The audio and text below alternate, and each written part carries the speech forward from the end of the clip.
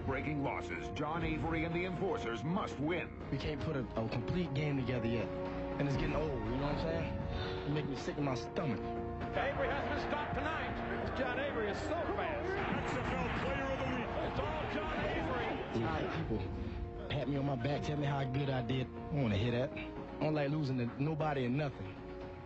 I don't care if it's checkers. Can this team bounce back? We ain't got no choice. Chicago attempts to bounce back against Casey Weldon, the quarterback who refuses to let go of his dream of becoming a star. He is one of the toughest quarterbacks I've ever seen play football. He took so many big hits that would have put normal people down, but I'll tell you, that guy said, nope, I'm all right. I'm going back in. Here we go. Weldon's on downtown. He's got a receiver. Touchdown. Weldon returns to his hometown fans in Birmingham to try and capture Lightning one more time.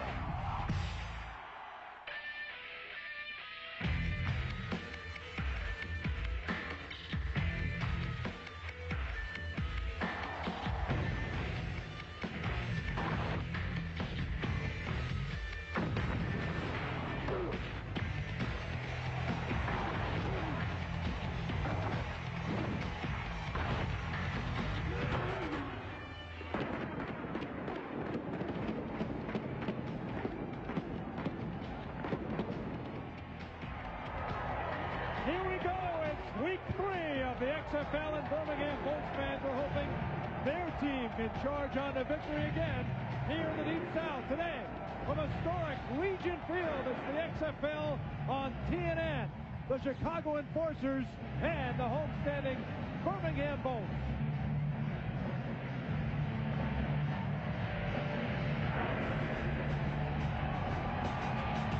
Please welcome your Birmingham Thunderbolts.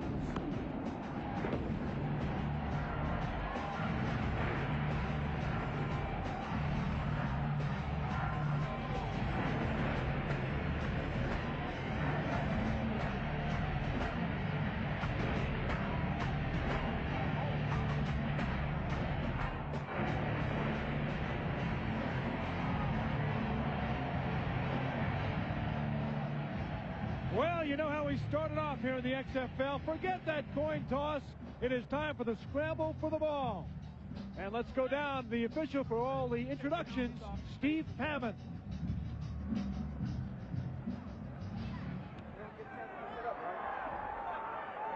All right, gentlemen, step up here. These are your instructions. You each are going to line up on your respective sidelines, and you're going to sprint to the football located on the 50-yard line. Whoever secures possession of that football will have the choice of options to start the game for your team. If there's a false start, we will restart. If there's a second false start, whoever created that false start will automatically be declared the loser of the scramble. Any questions? Put your helmets on. What you saying? What you counting? Just on the whistle? On the whistle. The tail of the tape edge goes to Steve Conley, 6'5", 235, but he's fast too. He runs a 4.5 40.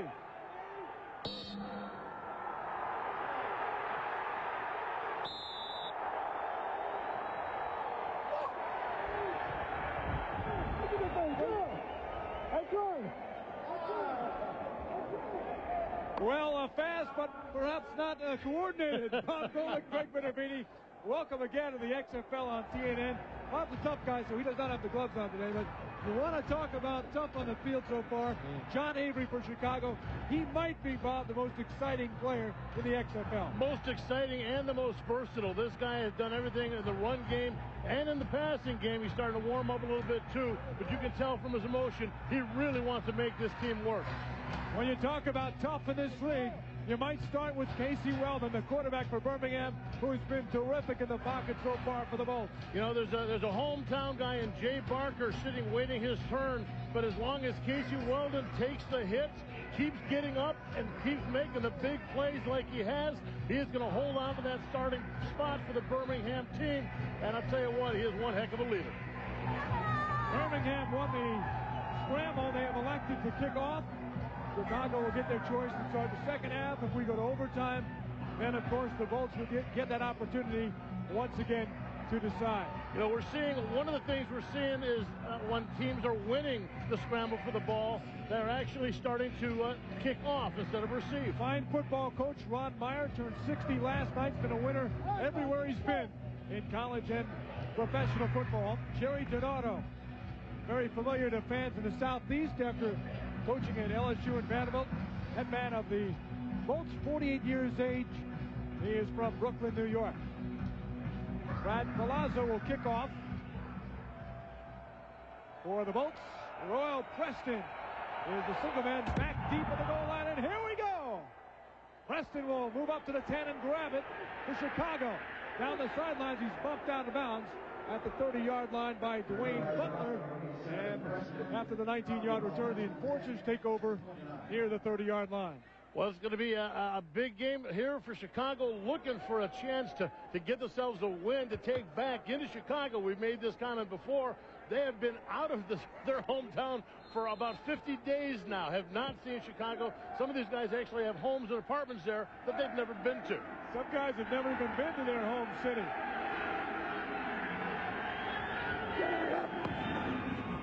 Here's John Avery right off the bat for a couple of yards.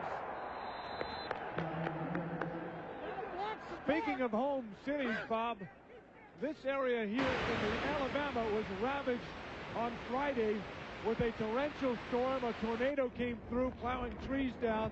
We were here at Legion Field. Cars were hit by trees, 3 4 feet in diameter, knocked down. The scoreboard, our Tron board, $2 million board, was knocked down. They've been able to fix it. And here you see the live shot. Yeah, and it sounded like a big train coming down. There's speaker damage. There's still 100,000 people are powerless in this area, even as far as today. Lester on the play action, and he stopped for no gain. Well, so far so good. If you're a Bolts fan, this defense is lining up and getting after it, stopping Avery on the first play, going in, making a play. Number 95, Quentin Reese, coming in, getting a hit on Timmy Lester. You know, this is one of the things, too, that we're seeing. I mentioned this right after the scramble for the ball. You're seeing the team that wins starting to actually take kick the ball off so they can get field position. You see Christopher Perez, left tackle. I was talking with him before the game. Very bad ankle injury. He did not feel he was going to start. They must have talked him into it. And he's blocking Preston there, keeping him away as Lester finds a receiver in Roel Preston. So they get the first down. It was Charles Preston who was pressuring the quarterback, and the left tackle Perez had a block for his quarterback in that play. That's right, and you talked about Christopher Perez. I mean, he wasn't supposed to play. Thank goodness he's in there. I mean, we're talking about, because of this limited roster, 45 guys total, 38 only active, you don't really have a lot of backups in your offensive line. We had a guy, possibly he'll step in, depending on things go, who haven't even played offensive line before. Christopher told me before the game he's played 150 straight games in about 3 different leagues. Batted down at the line by Patrick Scott. It's incomplete. Aaron Bailey was wide open, 2 out in the flat. Nice little pattern coming back for the ball. Good play at the line of scrimmage to cut that one short. All right. Well, you know, this Chicago team right now, they got to get something started. They got to get something emotional right now. We told you before, they haven't won a game yet. They got to find some way to start believing a little bit. Emotionally, they've got to get a first drive success. Would be exactly what the doctor ordered for these guys. Here's Avery, dangerous in the open field. Not this time. James Willis makes the stop. These guys, man. Hey, nothing better than playing on defense than having things going. It's one thing to make the hit at the line of scrimmage, but watch Willis here. He knows this play is coming. Talking about a guy who knows how to read a play, sniff it out. James, 28 years of age, said his mom, Ann Lewis, in a single-parent home, was the inspiration. Showed him all about perseverance, about making sacrifices for both James and his sister. Well, he's the leading tackler for that Bolt defense right now, and you see in that play that his instincts really help him out. Third and 19, quick kick for Chicago. Jackson goes back to field, and he'll grab it around the 20. Avery's going to try and make the tackle, and he does. John Avery at the 20. So Ron Meyer pulling one out of his sleeve. Not a bad idea we saw last night in the Las Vegas game. The Outlaws was not a quick kick. They were able to regain possession of the ball after it went 25 yards. Illegal man downfield. Kicking team number 83. 5 yards will be added to the end of the run. First down. What happens is on the quick kick, essentially you're trying to kick the ball without having the Birmingham team have a player there basically to field the ball. Once the ball goes 25 yards, as we said, it becomes a free ball. But the one thing you run into is a guy not being able to stay on the line of scrimmage. Nice hit. Aaron Bailey not on the same page, obviously, because when the ball is punted, you do have to wait for the ball to be hit. The refs call it the sound of the ball before you can take off. Weldon going downtown. First play for Williams. Oh! His left hand incomplete. He had to step on Corey Ivy defending. I had that. Not today. I'm telling you, not today. You hear me? Sounds like two kids right on the playground.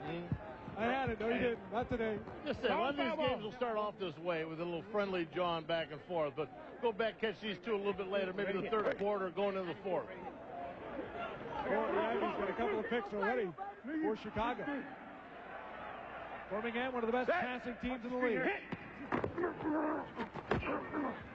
That one nearly picked off by Jason Bray. Incomplete. Man, we gotta run this ball, man. Huh? Return alert. Courtesy of Bush. Look at some of the XFL rules here, Bob. Pass reception. That's right. The receiver needs only 1 foot, baby, in bounds while he has possession of the ball for it to be completion. You will see a lot of guys working hard, a lot more good, tough catches on the sideline. I like that rule a lot, too. Sure do. Weldon here. A lot of time. He's going to scramble, and he doesn't use his slide. And he dives to the 35-yard line. Aaron Humphrey made the stop. He's very close to first down yardage. Well, in the first 2 weeks of these of the XFL teams that have played Birmingham, the opponents have scored first. This drive very important for the Bolts, trying to kind of break a little bit of a bad series for them. Nice keeper there. And that's one of the things we love about Casey Weldon. This guy is not going to give it up. He is going to take all the yardage he can get. No sliding for him, unless of course, end of the game, he starts taking a beating. But you're going to see him fighting head first for as much as he can get. Palazzo to punt. You wonder how smart that is sometimes, though. High punt. Got to get to the 41 to go to the 25. It's right around that mark as Preston receives the ball and carries it near midfield. So that was a high one in a dangerous spot. And Chicago able to hang on. They'll have good field position when we come back to Legion Field in Birmingham. The strong safety got it. With the running back, it's all about reps. It's all about reps. I didn't get the opportunity that I felt I needed. They felt like a good package for me would be 15 to 20 touches a game, which averaged out to maybe 3 or 4 the first couple of games. But, I mean, there's nothing I can do about that. I can only control what I do when I'm out there on the field. All I've ever asked for was the ball. And now I'm getting it, and I'm showing people that if you let me touch the ball enough, I'll figure out something. Bob, John can have no complaints here, getting the ball 46% of the touches so far for the Enforcers. But he has definitely got one of his guys that he likes to watch and kind of emulates Barry Sanders. He likes to get those kind of touches, but so far today, the Birmingham defense really keying in on him. Avery going to get a touch here. Squeaking through. Oh, look out! He was just tripped up at the last moment. He was just about busted that one through, tripped up at the last minute.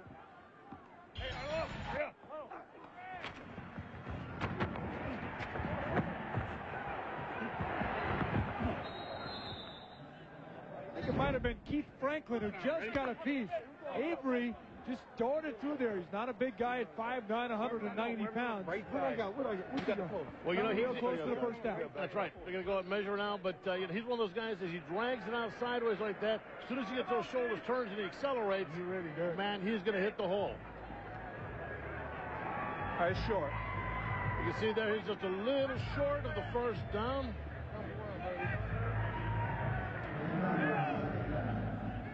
Yeah. John Avery, a real funny guy, too. He's very light-hearted. It keeps everybody very loose except when he's in the huddle. You'll get a sense of that throughout the game here today. Turn around and keep going. But I think they're all going to cave on you. All right. Oh. First-round pick of the Dolphins a couple of years ago. And he was the guy the enforcers really wanted. First-round pick. He's so tiny, it's hard to find him in the hollow. We're trying to find the big line. There he is. Well, I'll tell you what, it's all about getting the first guy, keeping the sticks moving. Man, I tell you, as a defense, I've lined up many a time trying to make this stop. Oh, look at that. Flea flicker. Little flea flicker. Lester has a receiver wide open. Bailey wide open. At the 20. A good pickup on, again, the little chicanery from head coach Ron Meyer. I have been on that defense when you got that inch to go, and all you can think about getting penetration, getting up in that lineman's face, making the hit on that running back when he comes through, because you know he's coming through. Okay, good. Right? Every single time, except, of course, when they run a flea flip. Ready? The other thing that Stat pointed out is he's receiving a lot of yards, 177 yards. He's among not only the top rusher along with Salam, but the leading receiver in the league. He's 5th overall. A couple of yards again for Avery. Met up with Charles Preston, who had some comments before the game saying that Avery's not running on us today. We'll see. Well, you know, I used to say that too, but didn't always work out that way. That's right. You know, look about Avery, though. He has the ability to accelerate. Good vision inside. Yeah, You'll see him dance a little bit. A lot of times, if you don't have the ability to accelerate, when you're dancing in there, you're going to get your hat handed to you. But if you can accelerate like he can, you'll find that spot. Nice to rolling, little soft one thrown out for Willie Tate, the tight end, and he gets a couple of yards. Yeah. Let's get down to Kip Lewis on the sideline. Kip, take it away. Coach Ron Meyer, quick kick, flea flicker. You got anything else up your sleeve? Well, you're going to have everything when you're playing the Bolts. Yeah, they're a good football team. So we just started the game. All right. Big Ron was going to tip his head. Yeah, maybe we'll try the fake reverse in the next play. Yeah, Ron has run them all in his lifetime, believe me. Chicago, the top scoring team in the league, averaging over 30 points a game. Oh, nearly caught. Good attempt by Aaron Bailey. Diving was off his hand, incomplete. Duane Butler coming in to make that last play. I don't know if Bailey would have caught the ball anyway, but man, Duane Butler would have taken his head off had he made the catch. He came in from his corner position deep and just about decapitated the man. Andy Crossland will attempt the field goal. Should be about a 33-yarder, maybe 34-yarder for Crossland, who has been struggling a little bit, according to the head coach out of the University of Miami. Left-footed punter and place kicker. Is that what Ron Meyer said? Struggling? Yeah. Okay. Well, he may have used some other choice words.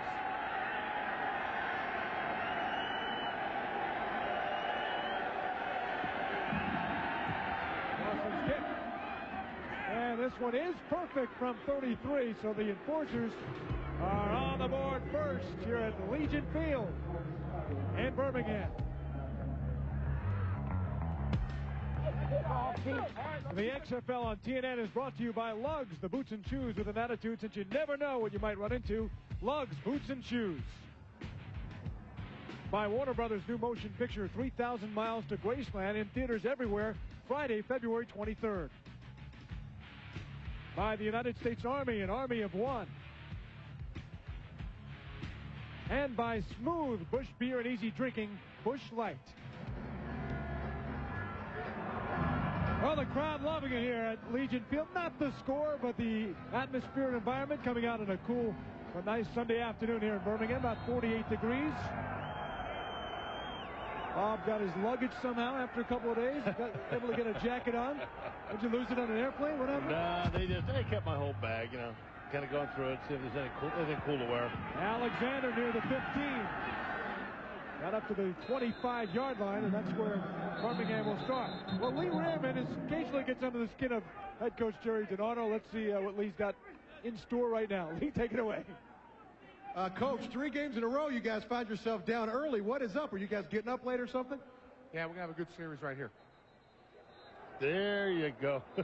I didn't expect much of an answer here. You know, this has been the way this Birmingham team has started, though. Every game so far, the opponent has scored first.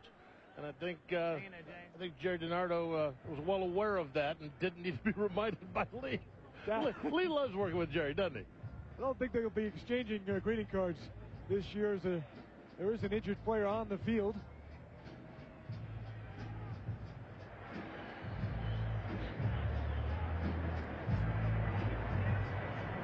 If it's, yeah, I tell you what, number 50, that's James Willis. This is a huge, depending on the severity of the injury, this is huge for the Birmingham Bolts. James Willis, the heart and soul of that Bolt defense, and a man who has really been really corralling John Avery so far today, and as he's done all season so far. But you know, when you play ball and you get out there, and again, we're talking a 38-man roster. You got to get out there. If you're athletic, you play special teams. You get down there. He's got the speed. He's got the ability. And sometimes you just don't know. Looks like he just kind of took a shot. A little friendly fire there. Maybe just got dinged a little bit, walking it off. Bob, how many times do you seem to see these injuries more often on the special teams where the bodies are coming from all angles at a heavy speed? I'll tell you what, just watching the way these guys are hitting, though, too. And special teams is a place where guys really want to make an impression, so you see them throwing their bodies around a little bit more, a little harder than normal. Look. Right, 28. Hit. Bostic. Got up to the 29. Aaron Humphrey on the stop again for. No.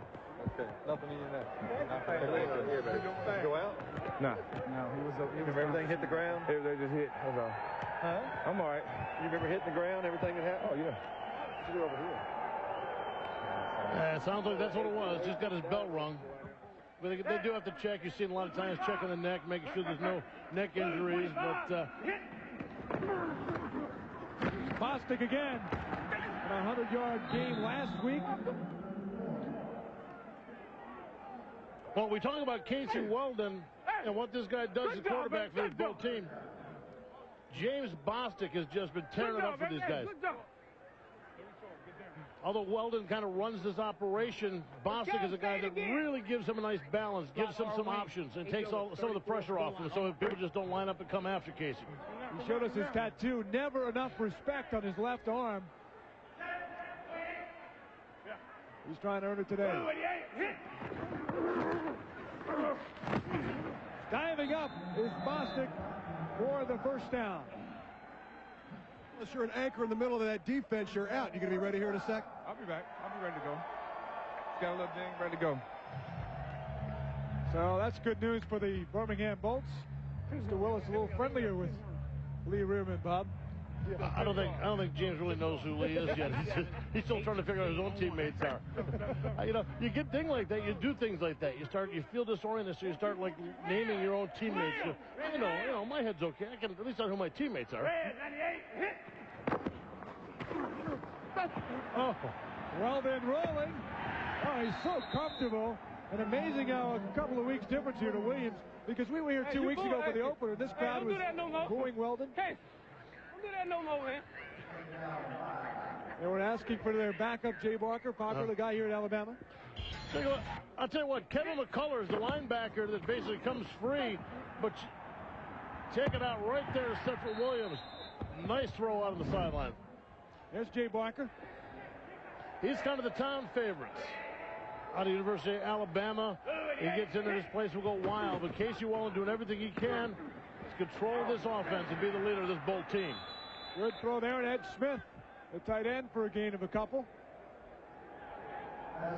You know, they're mixing it up pretty good between the run game and the passing attack, getting it out wide on the sidelines, dumping it off in the middle, seeing Boston run the ball a little bit.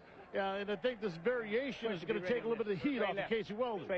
Jay Barker led the Tide to an undefeated national championship season in '92. So Casey Weldon, he's well aware of how popular this guy is, but he also knows the coach and the team have confidence in him.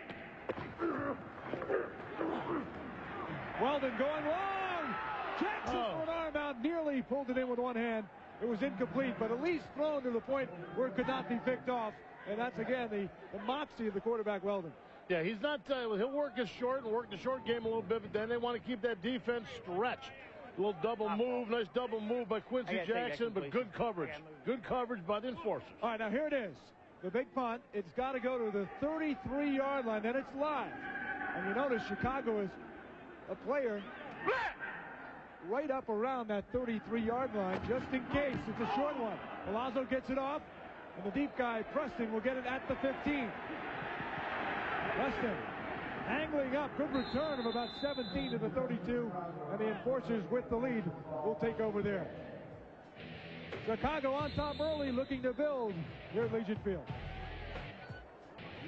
Lugs, the boots and shoes with an attitude, because you never know what you might run into.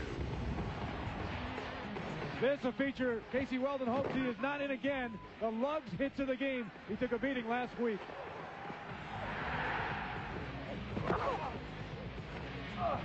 That was the Lugs hit of the week, featuring the Lugs Frenzy. Be careful out there.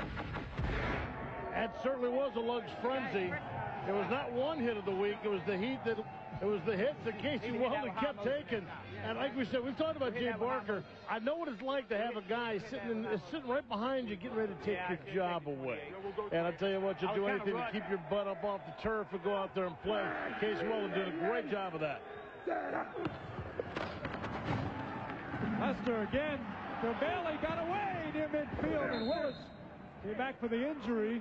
Knocked him after a gain of 18. You know, Bobby Bowden was saying this week that Weldon's coach at Florida State, he's probably not had a tougher quarterback ever than Casey Weldon. And he said, you know, with that boyish face of his, that charm, you wouldn't know the guy was so tough.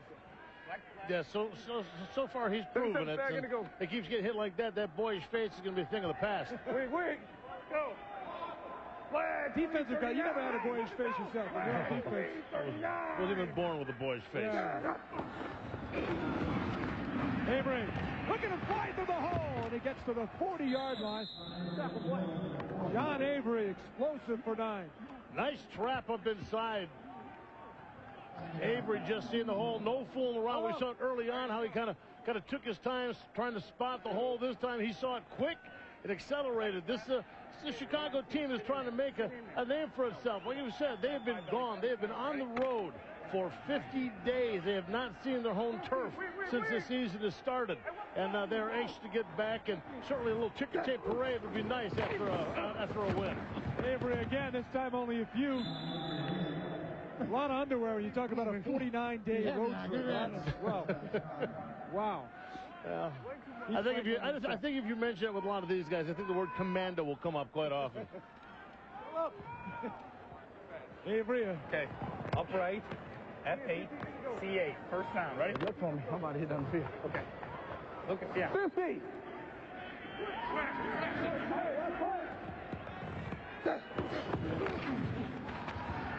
Semi-play action. Avery bombs away from Lester, but Preston could not catch up to that. Flag is down on the play. Top block. So they have him already? Yeah, you center had him and he come down. You don't have to make that. No, I have to. All right, what was the result of the play? They're talking about a chop block up in the line of scrimmage. One of the men was engaged, one of the linemen were engaged, defensive lineman engaged, another lineman came down and cut him in the legs. Yeah. Check the left side of your screen. You can see the men engaged right down into the knees. I'll tell you what, man, there ain't nothing worse. You just want to grab the guy by the face mask and say, listen, if you can't block me face to face, then you're not man enough to play the game. Get off the field. Number 67 on the offense. 15-yard penalty. Replay. First down. Costly penalty on Benny Anderson, a backup offensive lineman. Bringing it back 15. I had a guy in training camp one time. The guy did it like 5 times in a row. Finally, I walked into their huddle, and I told the vets on his team, I said, tell this rook to stay off my knees, or I'm going to come back and I'm going to kill him. I said, Bob, go back to your huddle, will you? Give it Avery. He got a few yards to midfield. Charles Preston crunched him down. Good job, baby. Good job, Jimmy. See James Willis back in. Let's check out, see how he's running things. See if the cobwebs are out of the head yet. Sag orange. Sag orange. 50. Sag. Now he called the defense all right. Sag orange. What's that? What is that? Well, hopefully it's the right defense for that team. Good insight. There's a throw complete. Junior Lord, nice grab. He pulled it in around the 40. Oh, that's a good play by the receiver. We're seeing pretty crisp passing on both sides, which you kind of expected because Lester and Weldon are two of the better quarterbacks so far in the league.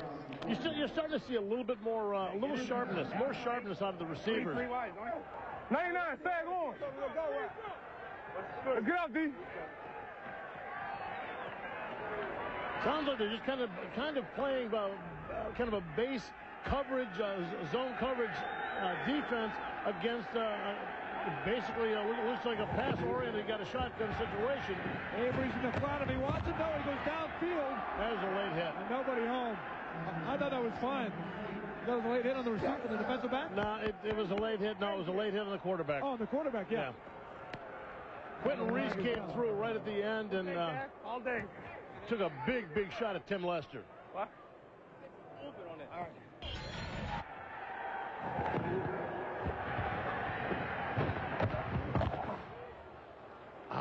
You know, Bob, that's real close. I mean, he just delivered the ball. As a defensive guy, I agree with you. I wouldn't be calling that. Come on, man. Come on. You know what, though, as a coach, the guy's coming at him. I know, you run all that way, man. You work that hard, you're going to hit something. Bag in to go. As a coach, though, every once in a while you don't mind these aggressive penalties. It's the stupid penalties that you can't stomach. Well, Chicago will get some time to talk it over. The clock winding out for the first quarter as the enforcers moving it down. And they have the early lead here in Birmingham. Back in Birmingham, and Tim Lester taking one for the team here, Bob. That's for sure. Quentin Reese came around, gave him a late hit.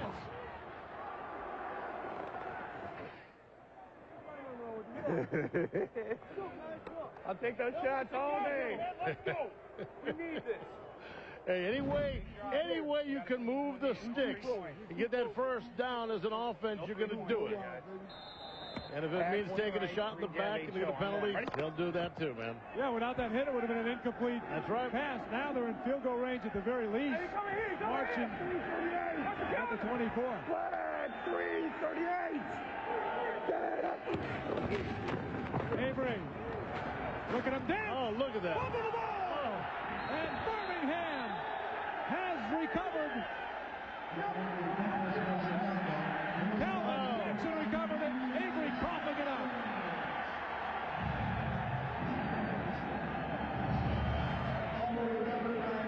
Well, that's exactly what Birmingham needed to do. People talk about stats all the time, but it's the takeaways that really dictate what happens in a game. Good, strong tackle, forcing that ball out. All that momentum that Chicago has been building up on that drive. All the good fortune they had going, all gone now. Birmingham's got it. You look at last week, Birmingham was ignited by the defense. Right. And a great play by Butler. Anthony DeCosmo. 28, hit. Bostic. Removing another flag thrown in the last moment as Bostic changed direction. Got down there in scoring territory. What happened on that play? There's been a slop with the ball. That's it. Well, John Avery, as you saw the game face when the game is on. Calvin Jackson, this whole season has been punctuated by you guys bending and not breaking. Once again, a big play for the defense. Definitely, we needed. They were moving the ball. Chris came in and struck the ball. I was there to pick it up. And hopefully, our offense can do something with it. We can go on and win this game. Now, do you guys plan on this excitement by letting them drive down the field and come up with a big play? I mean, we don't want it, but we're going to take it as they give it. We're going blow for blow. It's like the heavyweight fight. Whoever lasts long is going to win. Well, then a fake. Bostic dropped the ball. Incomplete.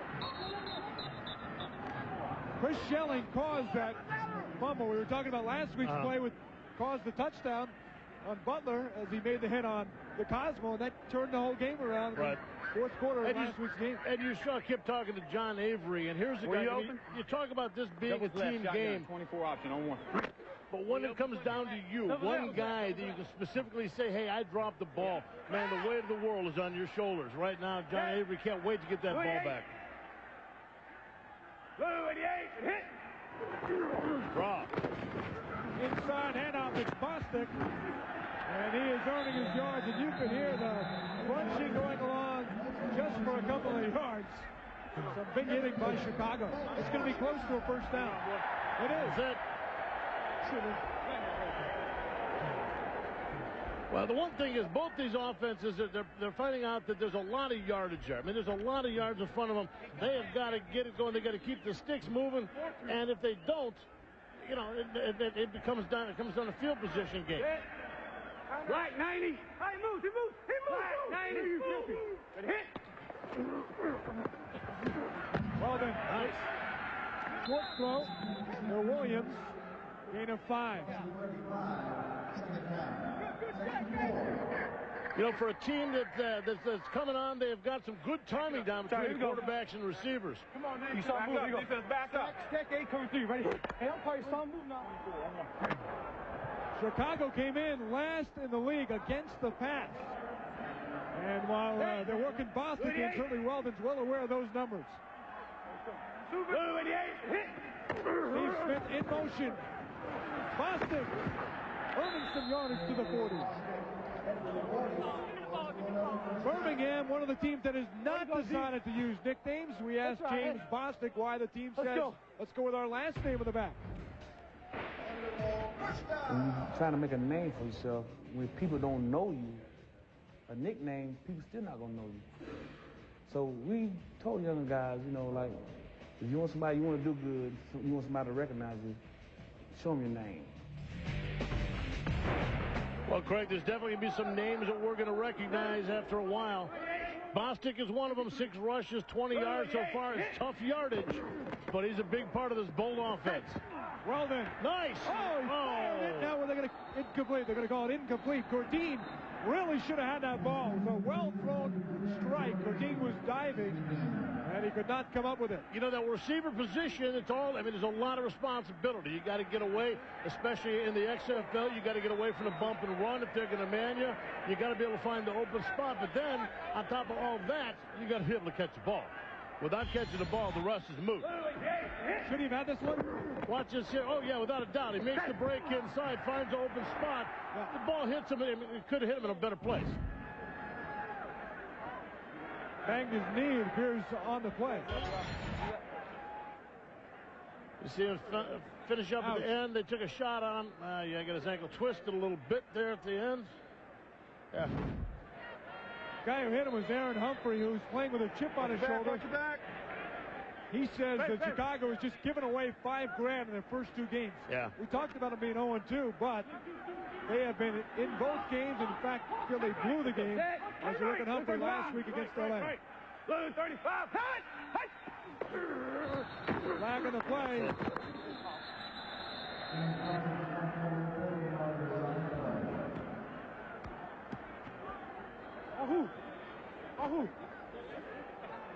Looked like Jason Chorek, number. What number?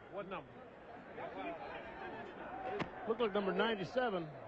You want to ask me, ref? Prior to the snap, encroachment, defense number 97. 5-yard penalty, it's still 2nd down. I try to help the guy out whenever I can. We're all over that. Hey, they ain't going anywhere. Well, they had swapped out some of their personnel. They had taken a defensive back off. Troy Saunders came off, and Aaron Humphreys had come in, so they changed the defensive personnel. A little bit of everybody's a little jumpy up front. Blue 88, hit. Inside handout, Bostic. Got away from one tackler. Oh, couple more. Jeez. And he got to the 47 and gained of 8 yards. Counter Trey. Little counter Trey. OT, backside tackle and guard, pulling the lead block, but more importantly, watch at the end of this run. Number 29, Quincy Coleman, should be embarrassed that Bostic stiff-armed him that bad. Oh, my God. Bostic is 227. He's a big boy. Quincy Coleman, 185 pounds. Watch it right here. Oh! Hey, as a defensive guy, you don't want to watch the video the next day. Great catch by Williams. man, are these two guys on the same page or what? Weldon to Williams for a big gain of 17. Wow. A lot of experience in the pro game for Stepford Williams, and boy, the chemistry that's developed between him and Weldon now certainly something that the Birmingham crowd's got to be excited about. Birmingham, their best march of the game. They fell down 19-zip in their first game, 6-zip last week. Able to come back for the win last week. You go ahead. 88, hit. Walden wide open, Quincy Jackson. You know, one of 7. These guys are wide open here for. And one of the things too, looking at the Bolts, I mean, this is a team that's more of a vertical team. Every once in a while, you'll see them dump something out into the flat or out short intermediate game. But mostly, you want to see guys in slants, guys in the middle, long guys, and they'll get open, and Casey Weldon will take a shot in the back just like that again. What's the game plan?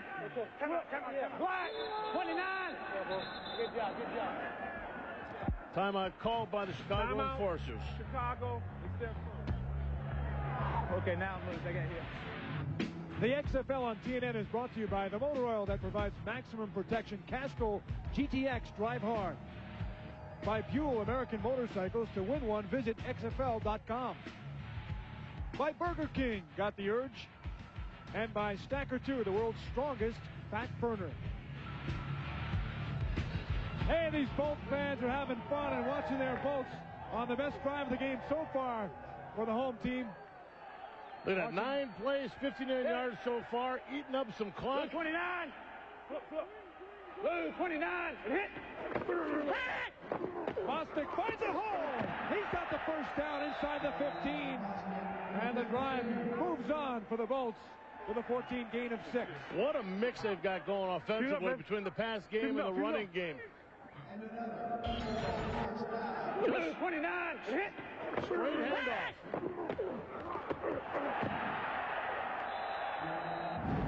Bostic finds a hole, accelerates, and gets what he can get on a 9-yard run. Beautiful. Yeah. Hit. It's Bostic again, quick step, but he was hit nicely in the backfield. Ray Austin came up from a strong safety spot with a good play to get Bostic tripped up. From a defensive standpoint, one of the things you always take a shot for him. There you see Gordine. We saw him with the ankle injury as he rolled up over on the incomplete pass. Take him in and get a look at the ankle a little bit more, find out how extensive that injury is. Looking at that last play, though, with a guy like Bostic, a good-sized guy, he's got to have his shoulders square to the line of scrimmage to accelerate. If you can get as a defense good penetration before he can do that, you can shut him down. Play action nicely pulled off by Weldon. Right over to Reggie Johnson for a gain of 8. It'll bring up a 3rd and short for the Bolts. Big play of the game here. Do you think this Bolt team feels like they got a little chemistry going here? They didn't let it, they come out. Once again, they get scored on first. They don't let them affect them. They come out and they make some plays. Dynamite zero combo. Make a play. What's your call here? 3rd down and 2 for the Bolts. Blue 88. Hit. Bostic's going to go for the first down if he can. Going wide. Flag thrown as Bostic was tossed out of play about the 8-yard line.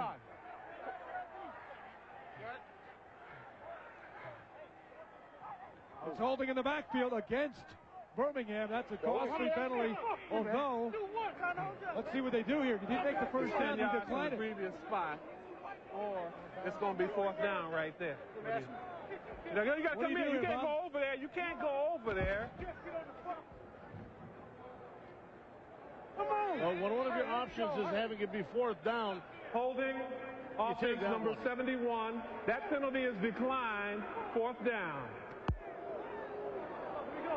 So Brad Palazzo will get a chance for the field goal as they decline it. They would have knocked him back to the 19, which puts you more at a 36-yard field goal if they didn't make it. I'm not sure I would have done this, but he's giving them a chip shot field goal here at the 16. We call it a 26-yard field goal attempt. Palazzo over 1 of the year, but it was a long 59-yarder. Kick is blocked. And the enforcers come up with a big defensive play. Kevin McCullough Number 51. Nice job penetrating and making us play on the ball. The defense making the most noise here at Legion Field.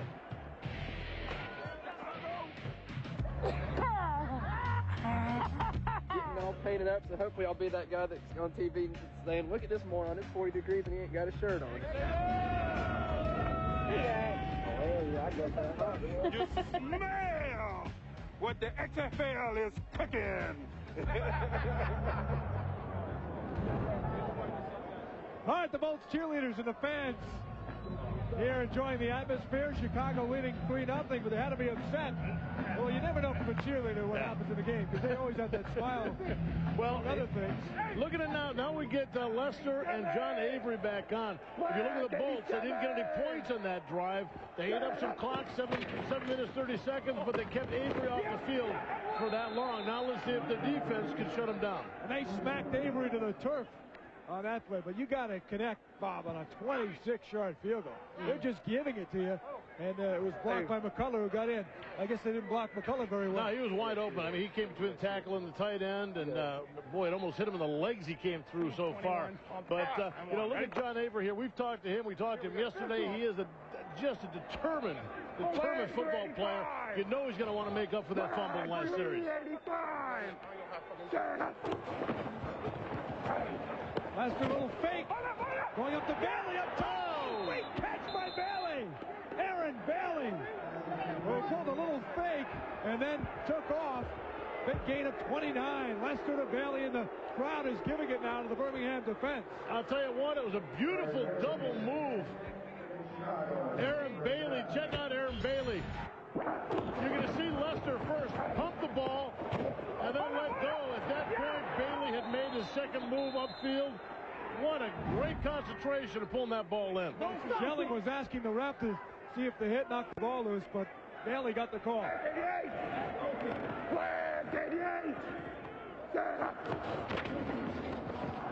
Lester throwing again. Another fake. This time wide open, but over the head of Bailey, and he had him free. And it is incomplete, but the hits keep on coming throughout this one today.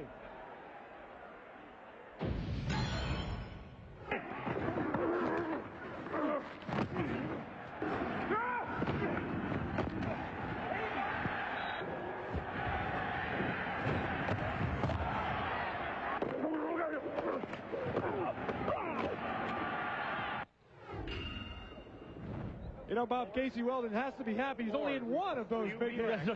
Yeah, really. Well, I'll tell you what, both defenses can't be very happy. They got a little penalty putting Chicago back, but right now, Tim Lester and that receivers of the Enforcers really taking advantage of those Bolt cornerbacks. Hey, Freddie. Get out.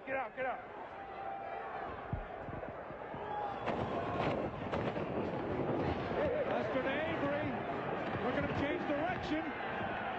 Picked up a couple of yards by doing so. Well, that was the strangest play I've seen. Right before, they had 4 wide receivers, John Avery and Tim Lester in the backfield. Right before the snap, Lester went in motion. Who else is going to snap the ball to John Avery? Yeah. Ready? What is it? D7 Razor. Chicago getting maybe a little too fancy for the ball. Well, you know, it's not like it was going to fool anybody. You knew the ball was going to Avery, but at least it's making those defense think. Lester firing, that time incomplete with double coverage around Aaron Bailey. Fox and Sloan covering. Well, John Avery certainly an up-and-down day today, Bob. Yeah, it certainly has. You know, they gave the ball a lot expected out of him. He shut him down early, but he found some running room. Got him some yardage, moved the first down, but it was the fumble that really has haunted him. 6 cross, unsnap, ready? And the enforcer so far. 3rd and 15, and we've seen one quick kick today. Just to give you an idea, the defensive backs start about 15 yards off the line of scrimmage. Ball free if it's punted. After 25, either way, Lester's going to go conventional. Tim Lester firing over the middle. Oh! Picked off. In fact, should have been picked off, I think, by Chris Schelling, but he did not get incomplete. And now we will get the punt. No fair catch. And Schelling, he's doing push-ups. He knows he should have had it. I don't know. Maybe they got a bet going in the locker room. Hey, you miss interception, you got to give me 10 push-ups.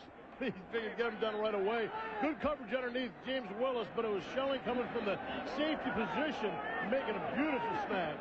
The 32-yard line is the 25-yard distance from the line of scrimmage. Andy Crossland back to bunt. The ball will be live after 25 yards. It is live. Williams had a big return last week. Tripped up and stopped at the 32. We got a flag. Baker's made the stop. We got a flag. We got a flag down at the line of scrimmage. Been one of the problems for a lot of these guys have been the fact that they cannot leave until the ball is kicked on the punt team. Number 46 on the kicking team was illegally downfield. 5 yards will be added to the end of the run. First down. That's Cheeky Egg Boonaway. That was downfield, the flag on him. Hey, your job is to get down and make a play on special teams. It's very difficult to keep that adrenaline from keeping you on the line of scrimmage.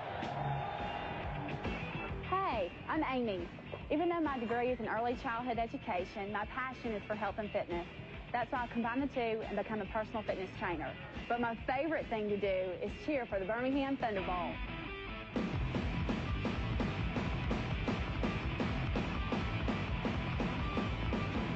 Thanks for stopping by.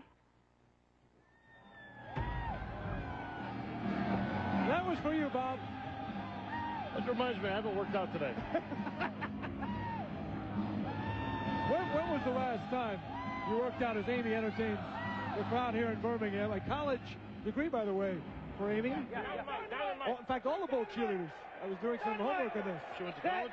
All of them have gone to college. That's right. 8 are still in college, 2 have degrees. Here's Bostic.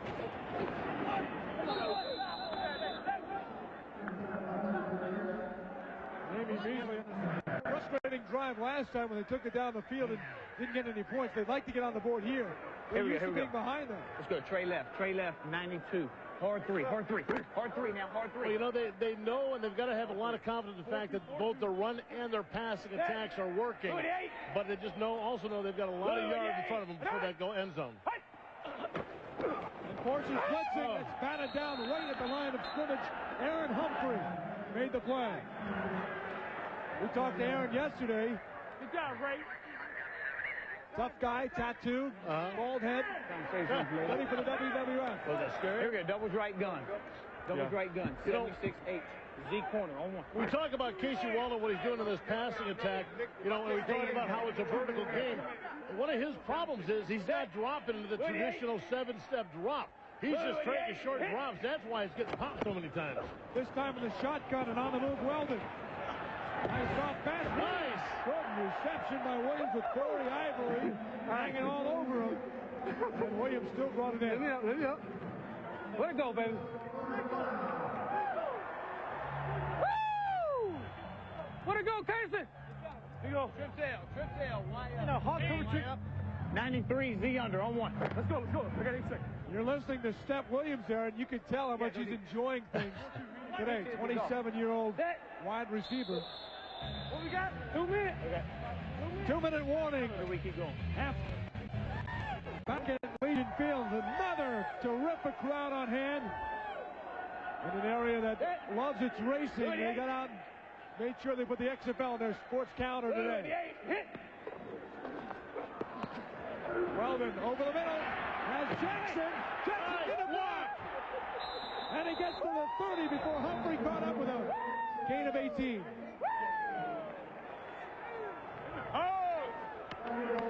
Way to run, boy. Nice catch.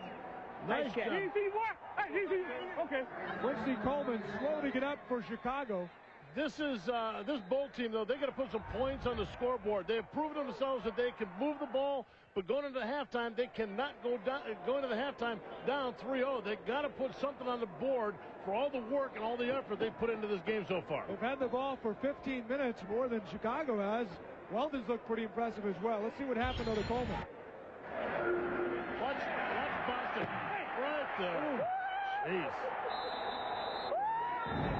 As a defender, that's when they say you got to have your head in the swivel. Weldon wide open. Williams. Did he pull it in? Yes, he did. Another fine catch by Williams. Did you hear? Yes, sir.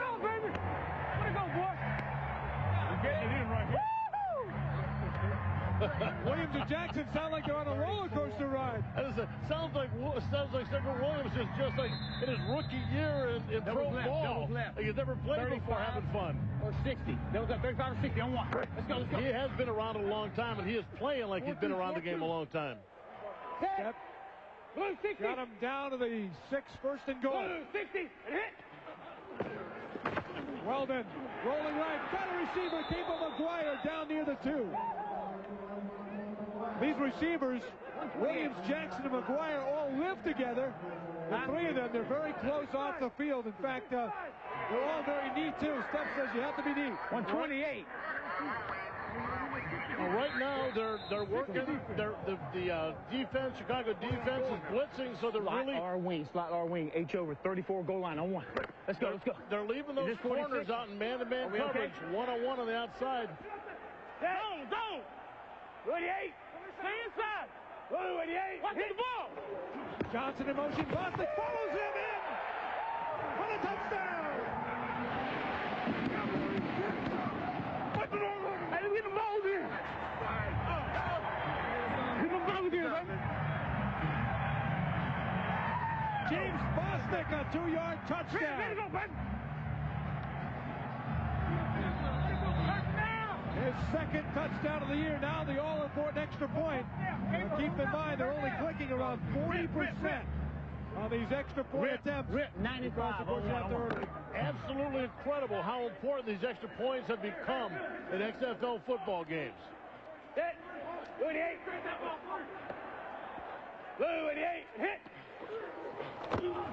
Walden firing the fade. Williams got it.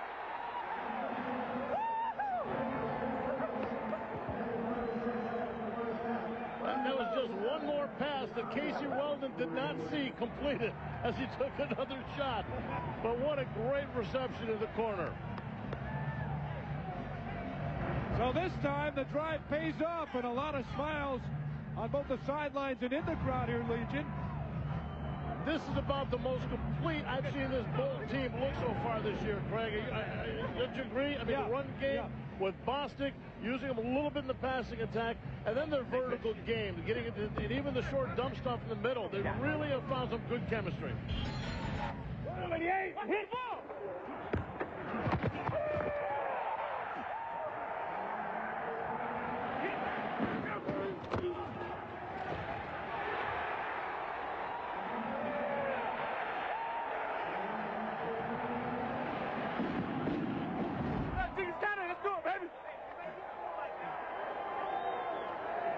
So Birmingham takes the lead 7-3. Their defense holding Chicago's offense in check here for the first half, led by Lester and Avery, and now the offense finally clicking.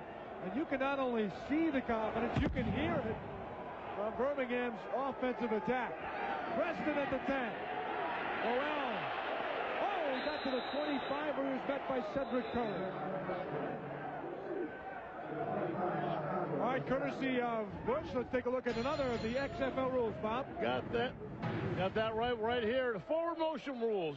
One offensive player may be in motion before the snap. We've seen that. Receivers usually moving towards the line of scrimmage, and players may not use forward motion until they're outside of the widest down lineman. So you cannot tease anybody inside and start moving towards the line of scrimmage when you're between the 2 tackles. It can only be the wide guys. Anybody outside of the tackles, usually one of the receivers or maybe a back in motion. That look at the rules, courtesy of Bush Beer.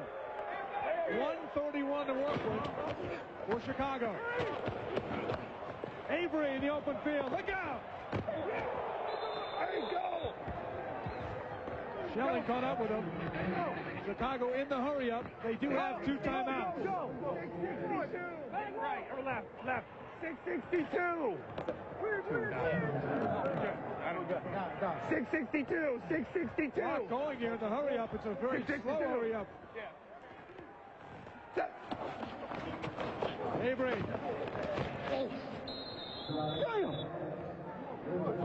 Made him 6. 99. Lining it back up. Box. Defense taking their time getting set, but as soon as that offense is set, ready to go, they're going to snap it. The clock just started because he did get the first down. Buster's going to go for a bomb. Bailey slowing up that ball way out of bounds. Greg Sloan on the coverage. Coming up at the half, it's the XFL All Access brought to you by Burger King. We'll take you to both locker rooms for an unprecedented inside look as the players and coaches break down the first half. Don't miss the Burger King XFL All Access. That's coming up at the half. Well, the way this game's been going, I got a feeling there's going to be a lot of coaches talking to a lot of players. Buster, no room there. Gain maybe one. It was costly. They'll probably have to use a timeout here. Big mistake on Lester. If you're going to make, you got to make that decision. If you're going to run, you got to run. He hesitated. The rush came back inside, collapsed on him, and he got nothing out of that one. Oh, James Willis called a timeout there. Not quite sure why. Hey, James, if the clock's still running after this play, call timeout. Yes. They want to go for it. Wow. Birmingham wants an offensive chance here with 34 seconds to go. It sounds like they're not going to just settle for the 7 points. They want to get the ball back, try it one more time. Wow. Hey, out cover 3. Out, do a twist, huh? That's usual. But they got to make sure. Time. They're going to get the ball if they even on a clean punt if they're at the barring a great return.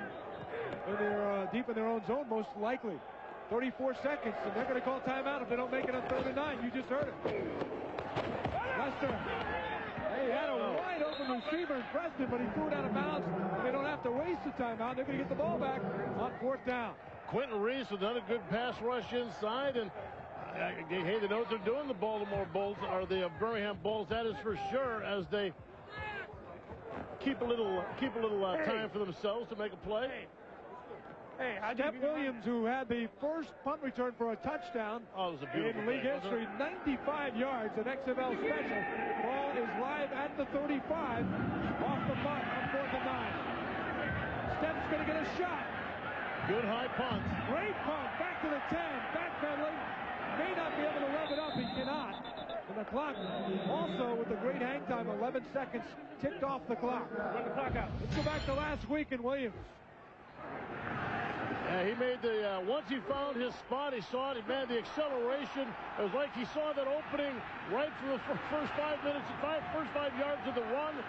Didn't slow down until he scored. Man, that was a beautiful, beautiful run back.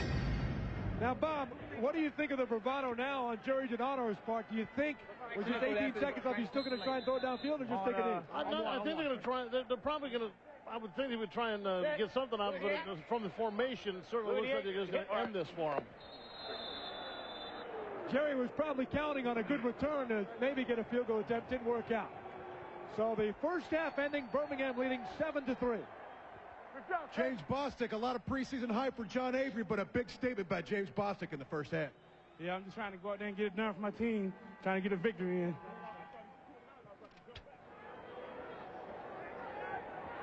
James Bostic, a 2-yard touchdown as you look at John Avery and the Enforcers heading out down by 4. The halftime festivities upcoming from Legion Field. Burger King, home of the Whopper, presents XFL All Access. We are at the half here in Birmingham, Legion Field, 7-3 here. A big night of XFL action last night around the league, featuring a couple of exciting plays and thrills for the crowd watching the XFL. Let's take a look.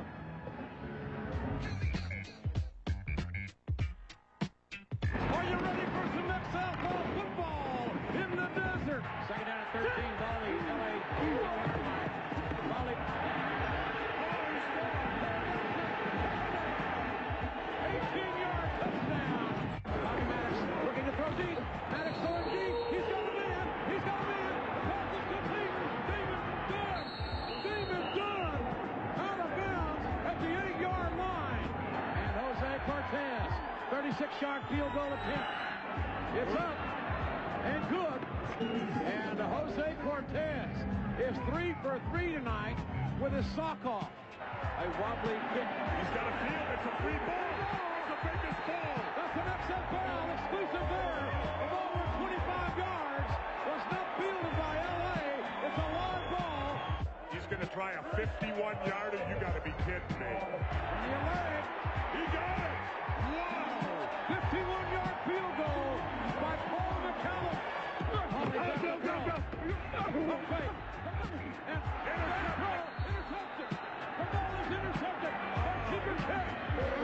will be a $100,000 kick for Jose Cortez. The money shot. There's the snap. The kick. It's long enough. It's good. LA has beaten the Outlaws. Hey, number 30. You hate me now, baby.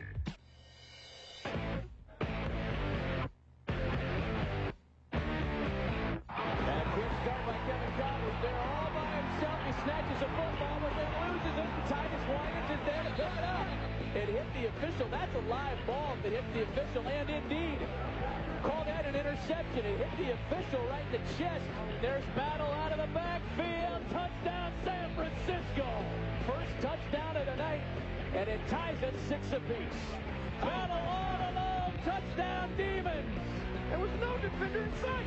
Jerry Battle has scored both San Francisco touchdowns tonight. This is the ball game. 4th down. San Francisco shows blitz. Everybody in the house. Druckenmiller into the corner, and that one's picked off. And time expires on the Memphis Maniacs. 13-6 the final score as San Francisco wins on the road. Welcome back to the Burger King All Access. That Whopper hitting you in the face, that's not too bad. Craig Benavides with Bob Golick. Las Vegas is lost, meaning that there's only one undefeated team left, and that is Orlando. A wild race in the West, but you got 3 teams already at 2-1. Sure is. And I'll tell you what, those games last night, just amazing. I think a little rivalry developing there with that Vegas-Los Angeles thing going. Great finish, too, with the Cortez field goal after being the GOAT a few weeks last week, actually. Now, here today, Birmingham. Well, they showed some great offense early in the game, but they finally connected James Bostic late in the half. Somewhat anticlimactic with just a dive up the middle, but they have put together a pretty substantial offense, very balanced in the run and the passing attack. Jerry Donato liked the look of that one, and we will go to the locker room in just a bit. But the other key was Steph Williams 5 minutes. getting the conversion for Birmingham, and that got the Bolts to the 7-3 lead. You know, a lot of times when you get down to the locker room like this, it isn't the head coach just jumping down everybody's throat. All the position coaches are talking to their players, correcting mistakes. Maybe they saw something that the other team was doing that they haven't done in the past. So there's a lot of individual meetings go on in the locker room at halftime. We'll be back with more. We'll go to the Chicago locker room when we come back to Legion Field. The Bolts leading by 4. Our Burger King All Access Pass continues right here in the Chicago locker room as they get things straightened out. The coaches had their say. Now the players are having their say.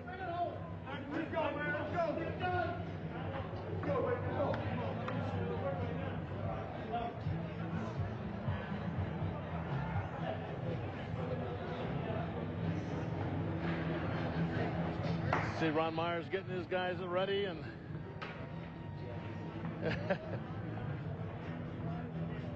well, one guy he may have to worry about here in the second half is already has 5 catches and the extra point conversion.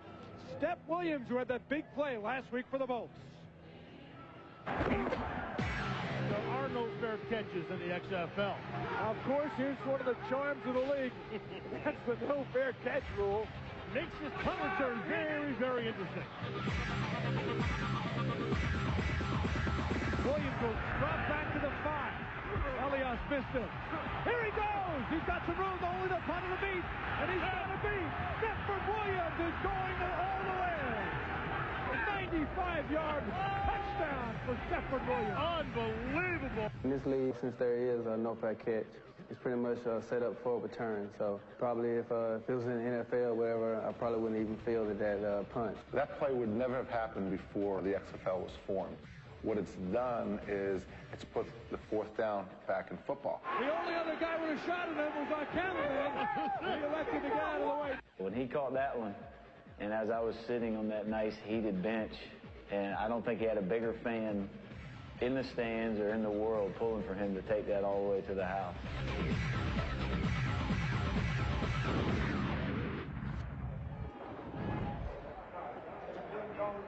The Bolts live in the locker room, ready to head back out is Steph Williams.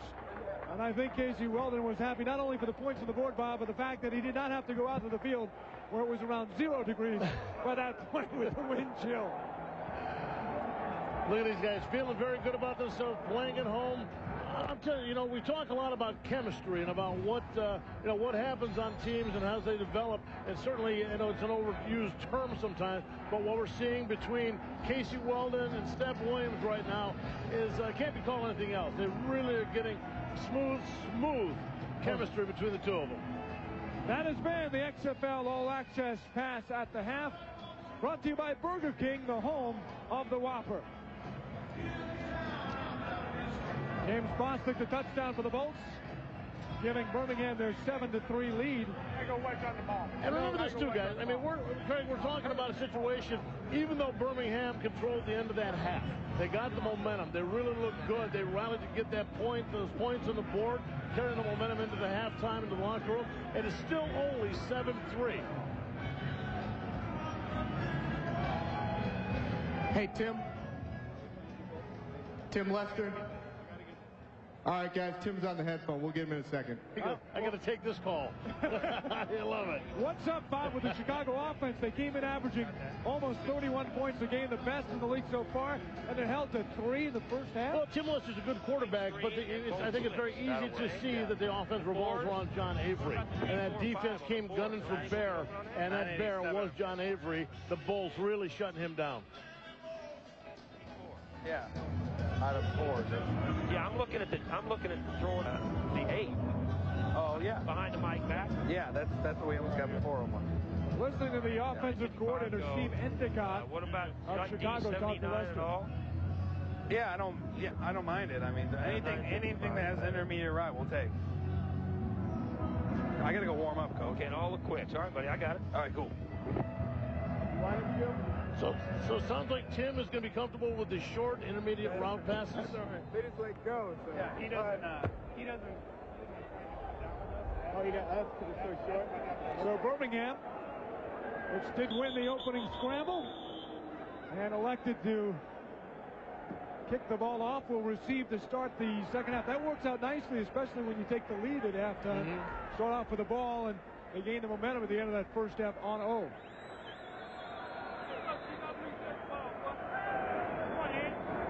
Andy Crossland to kick.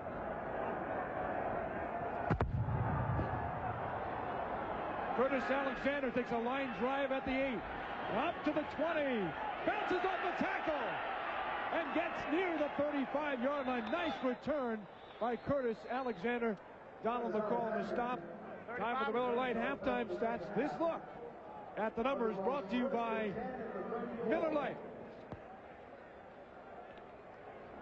Not by Casey Weldon, although he had to like the first half numbers as well, particularly Here we go. 7 under the Bolts. You're looking at rushing yards, about the same for Bolt, but the Bolts and the Enforcers. But really, it comes down to opportunity when those yards were gained. Bostic earning his yards, gain of 2.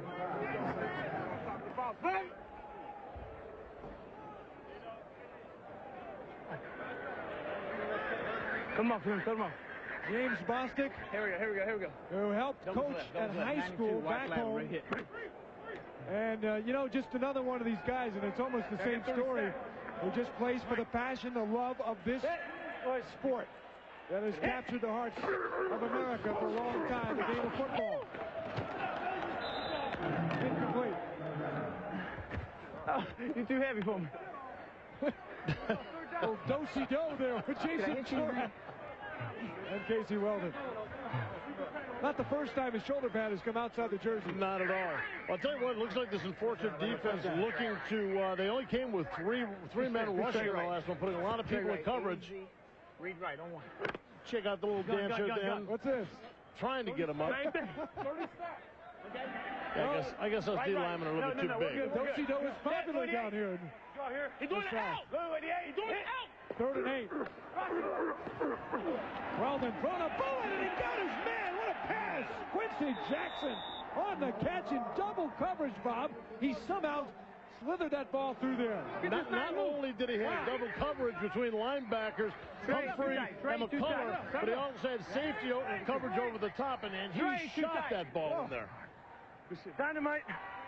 Dynamite, cover 2, ready? What's happening now is the last couple of plays, they're only rushing 3 guys. They're putting everybody in coverage. They want to make it tough. They want to make They want to make him have Weldon make a mistake, have somebody back there to pick up interception maybe. Back to Bostic, and the ground game loosening with the arm of Weldon. A good gain of 5 or 6 there. And one of the problems that's going to happen if you start putting 3 guys in the line of scrimmage and loosening up your coverage people, being afraid of that passing game, then you don't have the people up front to stop the running attack. Here we go. Dynamite, zero combo. Ready? Let's go. Look to check. That's Jamie Baisley, the right inside linebacker. Left boot here. Instructing the defense. Hit. Black 90. Five rig. Yeah. Black 90. Hit. Well, the quick pass, Jackson. They're giving him a lot of room off the line of scrimmage, and that's good for the first down. A gain of 8. Are they too worried to play him and bump him right off the bat or what? A lot of room there. Part of the problem, what's happening now is that the defense is reacting instead of proacting. They're not playing their game. They're reacting to what the Bolts are doing, and they're always one play behind.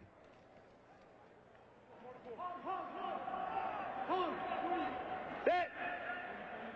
Blue 29. Blue 29. Hit. Bostic.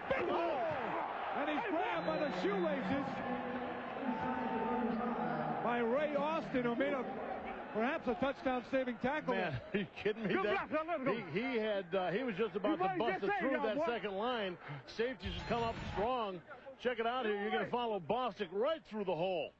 Well, look at that open space he had.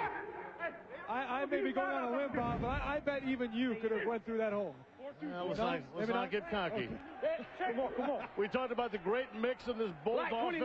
6 plays, 3 rushes, 3 passes. How about back to the line of scrimmage, baby? Bostic again. One arm. Look at that strength of Baisley. Who's got it? Baisley was hanging on with one arm. Unfortunately, they have it. Let's see if the refs agree.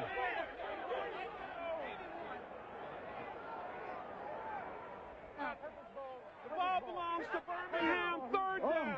Third down. Well, Bostic got caught in the backfield. He was locked up. Quincy Coleman, number 29, comes in. Watch him here. Watch Bostic. He's going to get grabbed. He gets locked up around the legs. There it is. Quincy Coleman ripping it out. I don't know. Hey, you don't want to be at the bottom of one of those piles.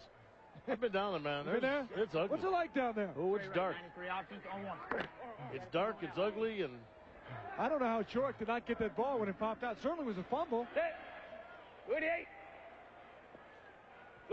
Hit. Weldon fires. It's complete to the tight end, Ed Smith. He might have 5-yard gain. Perhaps one of the only players here who's never played college football. Went right to a pro baseball career. Mm-hmm. It looks like they got the first down, moving it ahead. Did they not call that a fumble on the last play, or was it?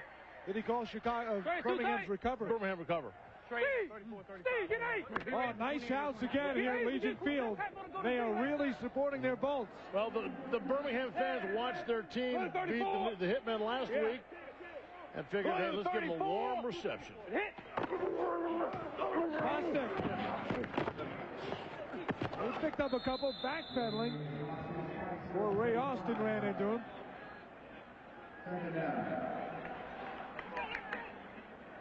Well, the linebacker play is what it's going to take you to shut down the run. Good penetration. Baisley here taking on some big offensive linemen. Making a play. I'll tell you what, he's a heck of a ball player, leading the team in tackles, and he's got great flow, great ability to not only get up into the line of scrimmage, but he can roam around the field quite a bit. Out of football, worked at the Chicago Board of Trade for a while, may become a broker at some point as well. Weldon with plenty of time. Throwing it wrong. Could be out of the end zone, though. Quincy Jackson nearly pulled it in, but he was out of play. And it's incomplete. Duane Butler with the coverage on the long pass. Well, Greg, what we're seeing once again is a Bolt team that has put together a 5-minute or more drive once again. Certainly, they wanted to end in some points. But the fact that they can control the clock, control the first down markers is something that's showing maturity in this offense. Big play here. 3rd and 8. What do we got? What we got there? 43-yard field goal if they do not gain any ground here. 28. In motion is McGuire. And throwing it long. And Step Williams not on the same page, it appeared.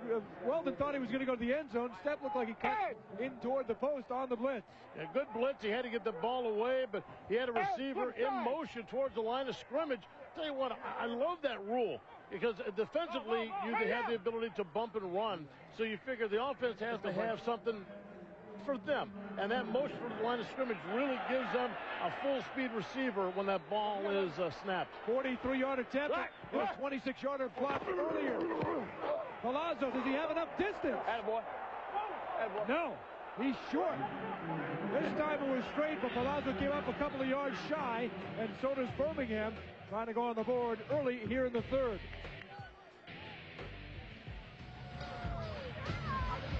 So another long drive by the Bolts. That winds up with no points. 7-3. What is going on with Chicago here? Again, averaging almost 31 a game. Highest scoring team in the league, and they've been shut down so far. Lester, that pass on the money to Bailey. Up to the 45. One of the interesting characters of the Bolts, a guy who had another job before football, Jimmy Brumbaugh.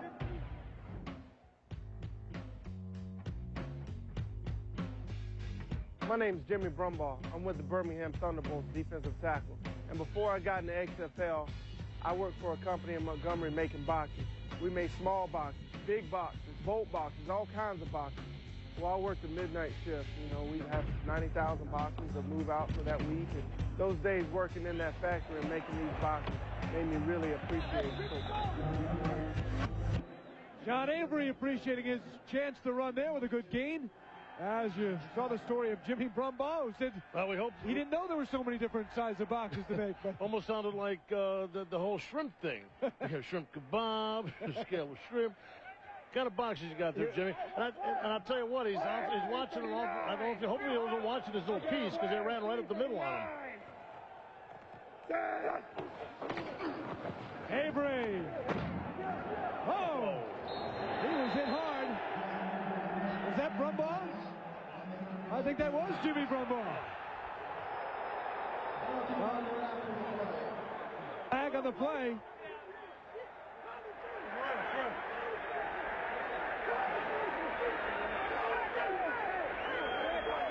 Two personal fouls. Okay. 77 white, 50.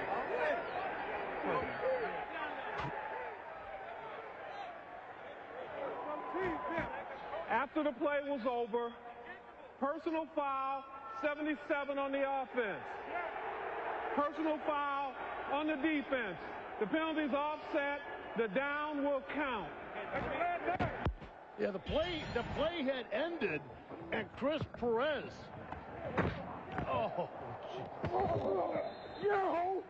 nice hit by Brumbaugh.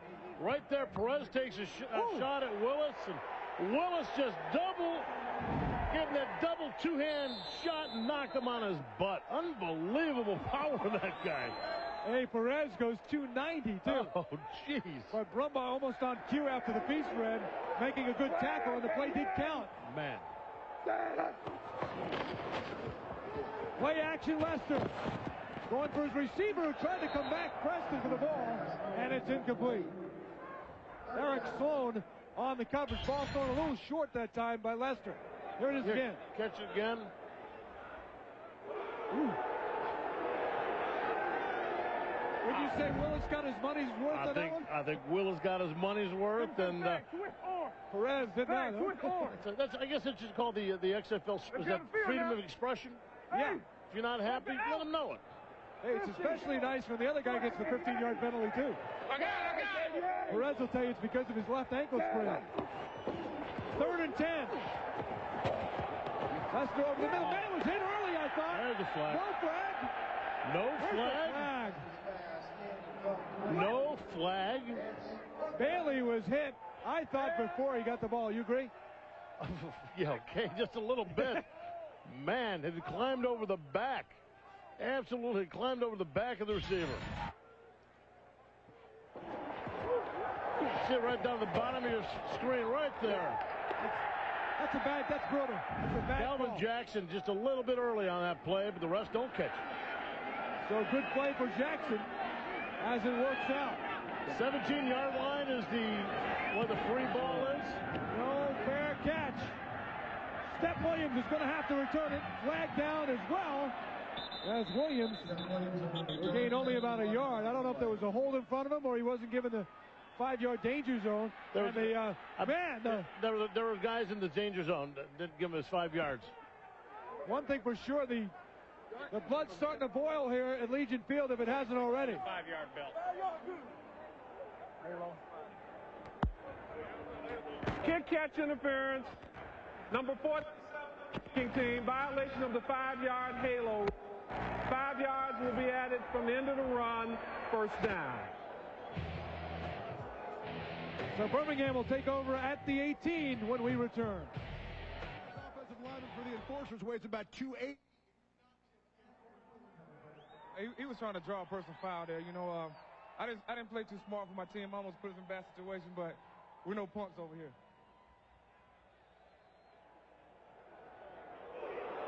Wow. They are not punks over there. You stand up for your teammates, that is for sure. He had that Muhammad Ali pose, too, after the knockdown. Down goes Sonny Liston. You know, looking at the replay, I don't even know if it was Perez that bumped him. 25. That fight was stopped short. There's Birmingham again. They can chug it with the lead here. Now, Mr. Perez, you heard what James Willis said. Did he actually knock you over like that? Oh, did you see him? He's just a huge man, and he really scares me. I can't sleep at night. He's such a tough guy. That's the left tackle. James Willis is not quite amused with that. Craig, what else are you going to do? When somebody puts you on your butt, what are you going to do? You got to make it look like it's no big deal, I guess. You're going to have to go back to Lee Rivers. Nobody's ever put me on my butt, so I don't know. Come on. What? Ron Meyer did. He cut you. He cut you. Here's Bostic. Look at him go. He's still free, and he gets over the 35 to the 38. James Bostic with a huge 16-yard run. I don't know. I think James Bostic is sticking it to us. I think he was like a little upset that we were talking about John Avery at the beginning of the show so much. Look at that. And this is what I absolutely love in football. Watching a guy, the desire just to do his job and to do it so well. It's amazing. Bostic went to Auburn. Well known in these parts out of Fort Lauderdale, Florida. 66 and hit. Weldon got a nice block in front of him, and that helped him make the completion. And the line's doing a good job for Casey Weldon-Williams on the reception. You know, as long as Casey doesn't have to stand back there too long, and, you know, don't take anything away from the offensive line. They're doing their best out there. But if he takes a little bit deeper drop, gets rid of the ball, and they like to work the vertical game, but he can't hold on to the ball too long or he is going to get hit. Oh, tight right, tight right. Right now, this defense is just on its heels because they don't know if they should line up and come up and play run or they should sit back and play pass. Curtis Alexander spotting Bostic, and he was introduced to Larry Fitzpatrick on the right end. Baisley and the boys came up and decided to play a little run there. Number 53, Jamie Baisley. Good job. As a linebacker, he'll be calling the plays here for the defense. Match up now. Stack 8-3. Ready? Match up. Sorry, split. Split. I thought that was you with the heavy breathing there, Bob, but that was not Jamie Baisley. Okay. 3rd and 3. Big play here, especially for the Chicago D. Trying to get the ball back down by 4. And Weldon didn't like what he saw, and he's going to call timeout. The first for the Enforcers of the second half. Birmingham by 4. Marlowe, Brian Bosworth, Chris Raggi, and Michael Barkan will have the call from Giant Stadium at 7 tonight. And it's a big game for the Hitmen. Like Chicago, they are 0-2 and do not want to go down 0-3 with a 10-game season. 68 and hit. Weldon rolling. thinking about running and still fires it. Oh, man, the Williams. And that's, again, the poise of this quarterback. Keep it going. Damon Gordine, a big drive out here. You're out here rooting on your teammates, but a tough break for you personally, young man. Yeah, it's not about me right now, though. I just want my team to win, and I'll deal with my situation. I'm all right. Damon injured his ankle earlier in the game. Check suit. And went off the field. Check suit. Set. 48. Louis, hit. Weldon complete to Smith. Ed Smith makes the catch.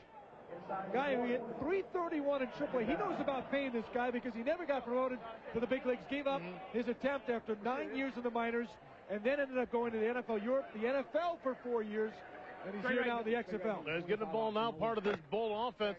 Tell you what, look at the Chicago's defense. You'd think that they would be making some more plays, but I don't know if it's the Chicago defense playing bad or the Bulls just playing well. Inside handoff. Boston. Man. I don't think Chicago wanted him to get the first down. You and that? They ran another counter tray OT, backside guard and tackle playing. The linebackers, everybody's got to get up into the line of scrimmage. Number 50, Aaron Humphrey. Makes the hit. Man, was that beautiful. I tell you what, as a defender, there's a lot of these tackles where you just got to trip people up and try to pull them down. But every once in a while, you get that beautiful feel of just sticking your face mask in somebody's chest and listen to the air just rush out of their lungs. That's what you call beauty, huh? Austin. Again, nearly decapitated as he picked up 1 yard on the play. You want me to show you what it feels like? No, you just stay right over there, big guy. Just checking, man. Just trying to help. Trying to hit somebody. Go ahead, Ron Meyer cut you about after 3 years. He just cut you. That was it. Yeah, well, Ron Meyer he came in as a new coach for the New England Patriots. I got cut, and he says now that it wasn't his idea, but we'll talk more about that. Very close to the first down here. They may mark this here. Ron admits it was a bad decision as Bob was moved over to Cleveland and became a Pro Bowl NFL player for several years with the Browns and Raiders. Let's see here. Ready? Stretch it out. Nope. He's about a Spalding short of a first down. Now, Craig, remember this. We have seen, team wants to go for it. We have seen drives already. Bolts have put up a couple of drives, 7 minutes, 5 minutes, and have come up with no points. They're going to want to keep this one going, try and get that first down. Slot R wing, H over, 10 wedge. On one. So far this drive, 8 plays, 45 yards. The Bolts look 1 for 2 on fourth down this year. Look for Weldon to do this himself in a couple of inches. Well, went down low, and it looked like he did get the first down. Well, last week he tried to go up high, as you recall, was right, and he got stolen. This time he went down low for the first down.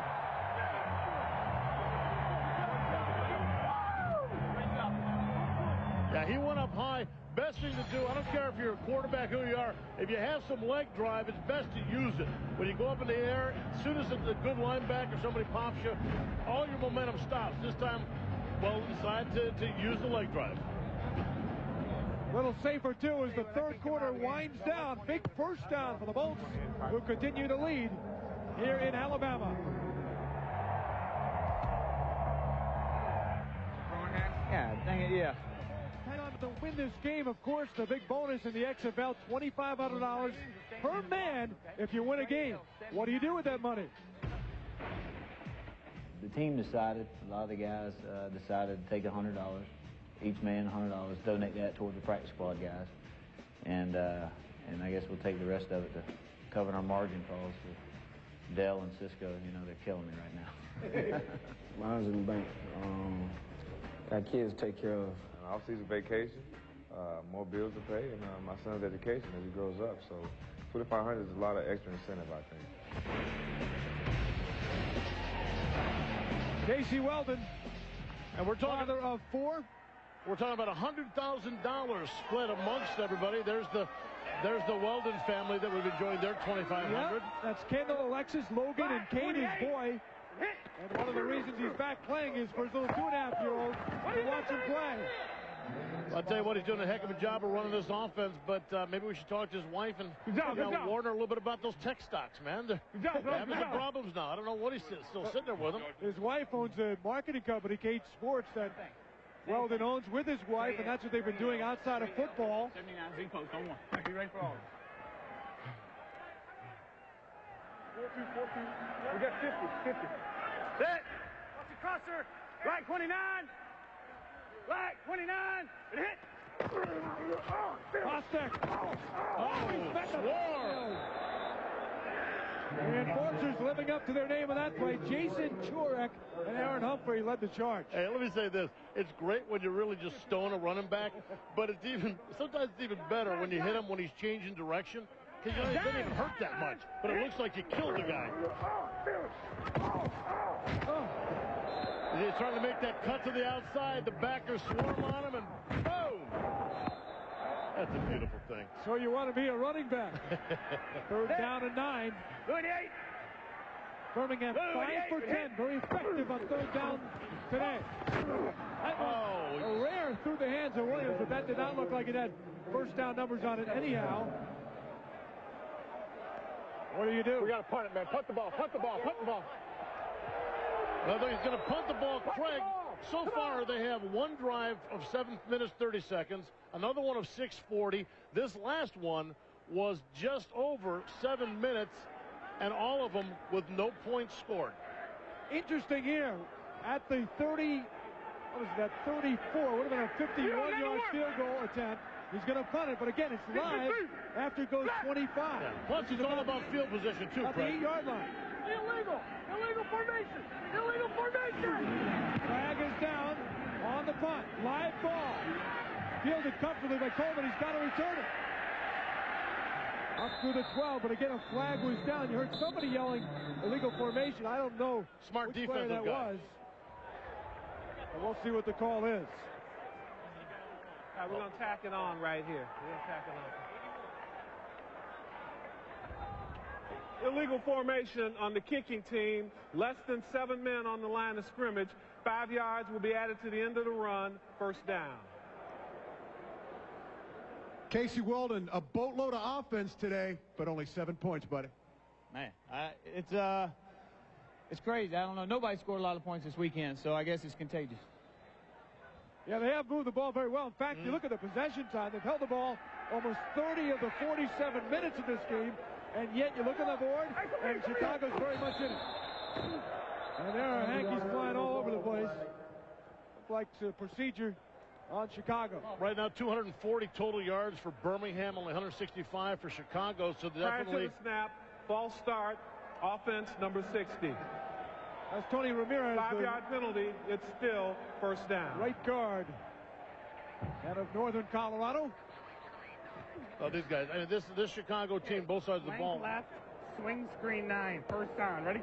Tough time getting going, and right now backed up against their own goal line.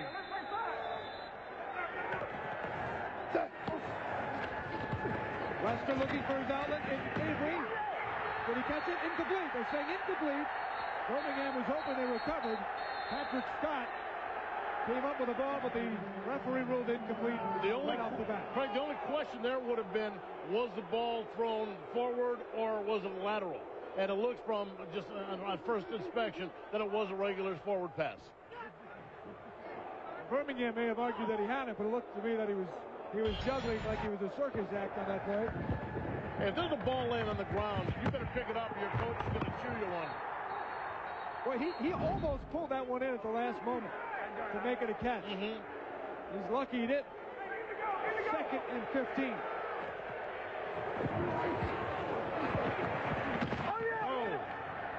Avery up the middle.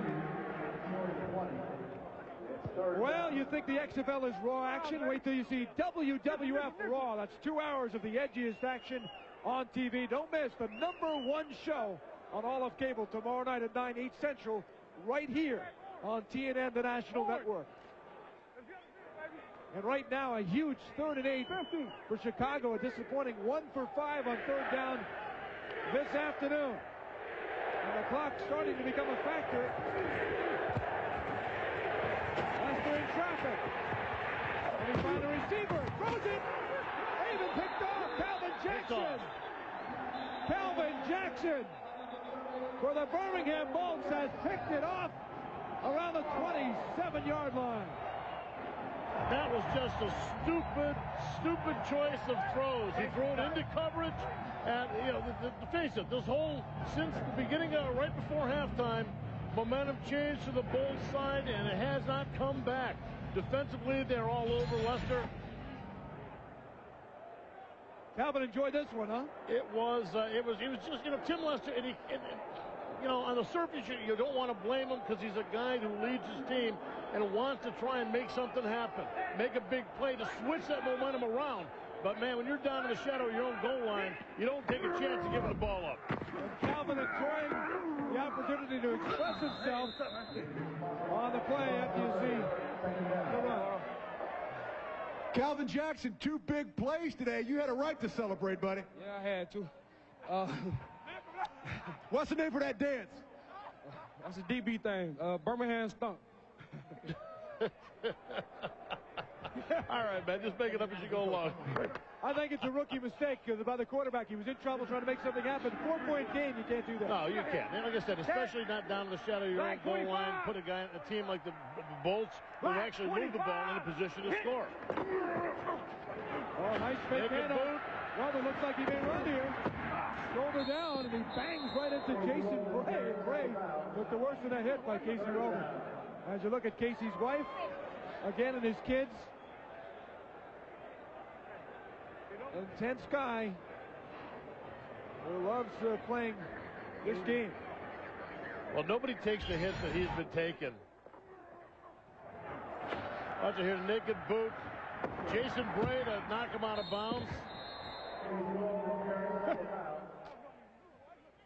That's just the look of a concerned wife. But you know what? She's seen the worst, so I don't think she was that bad about that one.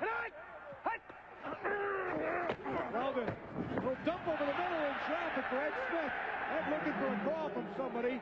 Chicago played him well with the blitz. Weldon had to dump it, but again, smartly, only Smith had a chance to catch that ball. Field goal. Let's go. Let's get a Jamie block. Baisley creating all the coverage. Here. Yeah. Right. Here we go. Right.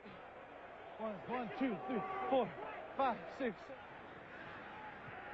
A 46-yard attempt by Palazzo had one blocked and was short from 43 in the 3rd quarter. He was 0 for 2 today. Way short of the last one. Good leg there. The leg. No good. Wide right for Brad Palazzo, who's having a disastrous day. And it remains 7-3 Bolts. And by Miller Lite, grab a Miller Lite. It's Miller time. We are back at Legion Field. And the crowd rooting on their Bolts. Hey, what happened to that girl's hair? Man. What? You don't like that look? Something exploded in there, man. Definitely up for this game. You know, you think she spent 3 hours putting the paint on, you got to nick her. Nail her for the hair. I don't know. And in motion was Avery. He's going long. Lester may run. Going to pick up a block. No, Tate can't block for him, and he gets to the 38-yard line, gain of 4. Coach, in the open field today, you're an offensive powerhouse. In the red zone, you guys really stink. Well, we'll be better next time we get in there. Any change in game plan so far? A little bit. What is it? You want to let us in on it? Quick kick. Quick kick. Jerry DiNardo, again, very short with Lee Rearman. Although Lee brings up a very valid point. I mean, they just not played well. They have stunk in the red zone. He's exactly right. Lester rolled down by Johnny Mitchell, who made the big interception a week ago. Well, that was just a blown block up front. Watch it up front. You're going to see it from Lester's point of view. Nobody there to pick up the backside. Johnny Mitchell, the lowest pick remaining on the active Bolt roster, 57th round of the XFL draft. You know, we're talking about a Chicago team now that has only run, I believe, 10 plays in the second half of this game. You got to believe that with the weather, the temperature, they've got to be cold and a little stiff. They're just not functioning. That's obvious. The crowd chanting defense as Lester fires. Did Preston grab it? Yes, he did. Got it. Complete. Nice catch by Preston. A gain of 12. Hey, despite all the problems for Chicago offensively, they're 4 points down. You know, you're exactly right, and that's why Lee brought up a good point with Giardinardo. It's like, I don't care what you've been doing yardage-wise, but if you don't have the points, it doesn't matter at the end. There's the rule, too. I think he only had 1 foot in. One foot in is all you need in the XFL. And that paid off there for Will Preston, and all of a sudden, the enforcers are in business. Back to Avery. Bursting wide right. And Avery falling down as he got to about the 41. He's having trouble keeping his balance a little bit. I don't know what's happening. The Birmingham defense think that they're playing that much better, but something is a little bit of a fire. I don't know if they've just warmed up for Chicago, getting some plays under their belt, but they're starting to pound. Choice, Oscar. Come on, ready? Face it, this Birmingham defense hasn't had to do too much in the second half of the game. That's because the offense has had the ball for 10 more minutes for Birmingham. In motion is Preston again. He's got it. Spinning around, no, cannot get away from Duane Butler. A gain of 7. You know, that was interesting, and I don't know if we can see that one again. Went in motion. Preston went in motion towards the line of scrimmage. As the ball was snapped, the defender, has to respect the speed, backs off. Preston stops and makes the snag. Yeah. And down by 4, they can do moves like that. Pick up 6 here, 8 there. Avery. Chicago just hoping he can bust one loose. But he gets about 3. He's close, very close to the first down. Avery thinks he's got it. First, ready? That's the first. Yeah, it is. He says that's a first. Third down. Third down. Third down. Third down.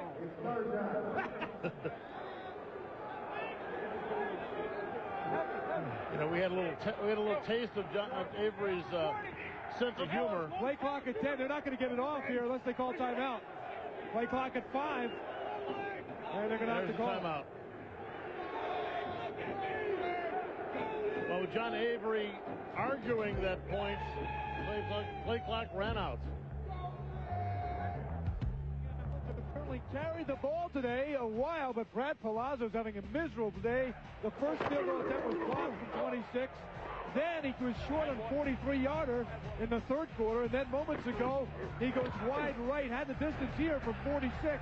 So instead of a potential 16-3 lead for the Bolts, they are stuck with a touchdown and a conversion and a 4-point lead. Brad, a tough review of today up there on the Tron. Is your confidence shaken? No, I just got to go out and do my job. I've missed 2 field goals today, and I need to go out and focus on my job and do it.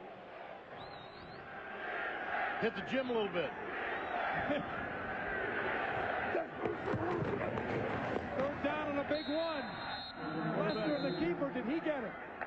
Looked like he got enough forward lead to pick up the first down. They'll come out and check. I'm sure John Avery was the first one there to make sure. Looks like a first down. And tell you what, Craig, this is the first. As they do get the first down, this is the first significant drive the Chicago offense has put together since the first quarter, when that one ended in the John Avery fumble. So this is an opportunity for them. They obviously got the blood flow a little bit. We talked about momentum. It looks like it's back on the enforcer side.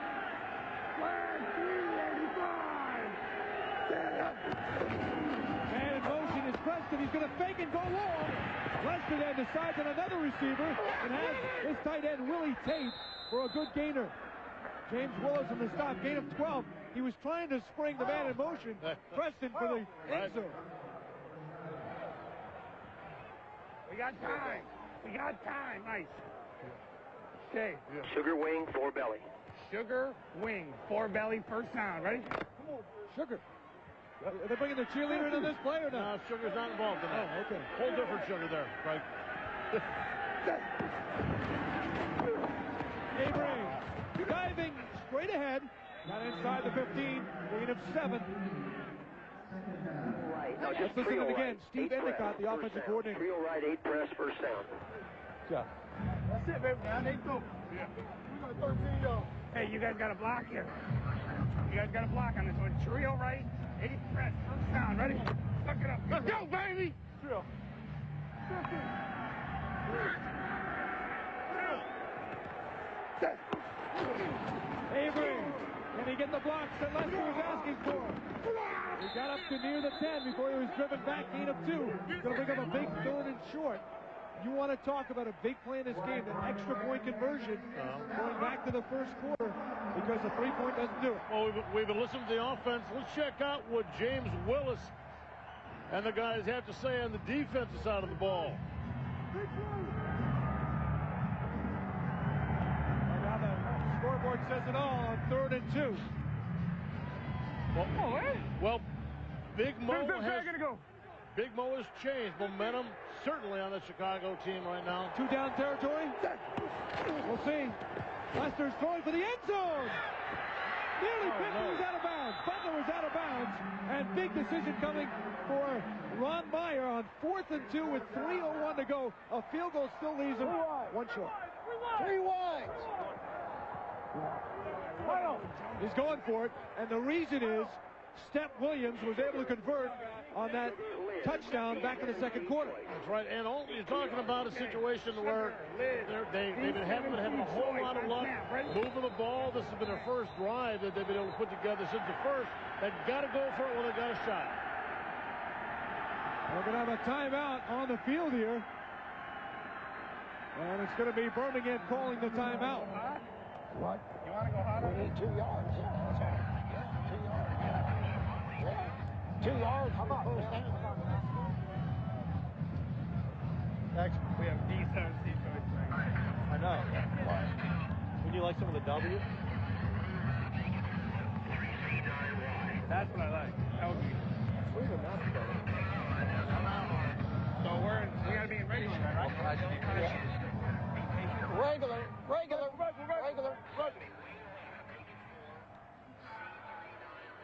Well, guys, if they go for it here and they don't get the points, the beauty of it is they're still in great field position, and they put the Bolts back up against their own. So it seems like the logic here, since you need the point, is to go for it. Go for the touchdown. Yeah, regular. If you kick the field goal, you're down by 1 still, and you got to play defense. We're going now. Coach Ron Meyer, you guys feel like you have something good that can work here for you? I didn't even hear your question. You feel like you have something that can work for you right here? Yeah, we sure do. Why is he going for it, though? No field goal, Coach? Well, you know, we'd have a tough time getting the ball back, I think. All right, so that's the decision there. You got to play defense because you're still 1 short, even if you kick the field goal. And Crossland hasn't been great kicking either. And there's the guy that's been shutting everything down for the Bolts, James Willis. It'll be up to him to make the big play. Could be the play of the game here. 4th and 2. Avery in the backfield. Play action. Lester make run it. No, he's going to throw it, and it's caught. It's caught by Ty J. Armstrong. And Lester could have run for the first down. He threw it. It looked like Armstrong, the veteran, may have juggled it, but he makes the big play. I mean, it wasn't with the longest or prettiest plays you'll ever see. That's a good catch. So when you get the first down, hey. Armstrong, an older guy, helps the young guys. He's 30 years old. It's 1st and goal at the 8. Now they give it to Avery. Trying to find some room. Good job of it. They got loose in the initial hit to pick up a couple of yards. I was about to say what a great job of that Birmingham defense stringing them out, but they missed the tackle. It was up to Willis and the guys to make that second hit. With a timeout at the 2-minute warning, the U.S. Army presents victories in life. Yeah, I'll try to get in there. And certainly one of the guys who is a great example of that is the quarterback of the Birmingham Thunderbolts, Casey Weldon, a tough, hard-nosed guy, turned 32 a week ago, a dad of 4, came back to play football after being out a few years in the NFL, a Heisman runner-up back in '91 at Florida State. He's not the biggest guy in the world, doesn't have maybe all the skills, but a great example of a hard-nosed guy who knows how to play this game. Very smart guy, good-looking guy, and a tough-nosed player for the Bolts. A guy that'll take a beating and still lead his team. Casey Weldon, an example of the U.S. Army's victory in life. We're at the 2-minute warning, and the enforcers trying to march in, down by 4. Rage and Hitman, Chris Marlowe, and Brian Bosworth with the call from Giant Stadium. New York looking for their first win, just like these enforcers who have lost 2. Third straight game, third different time zone on the road, trying to avoid 0-3. Lester gets away. Man is wide open over his head. Oh, no! It's intercepted! It's intercepted by Duane Butler. He's going to go! Oh, my, I can't believe it! Duane Butler is going to go 97 yards. Touchdown, Bolts!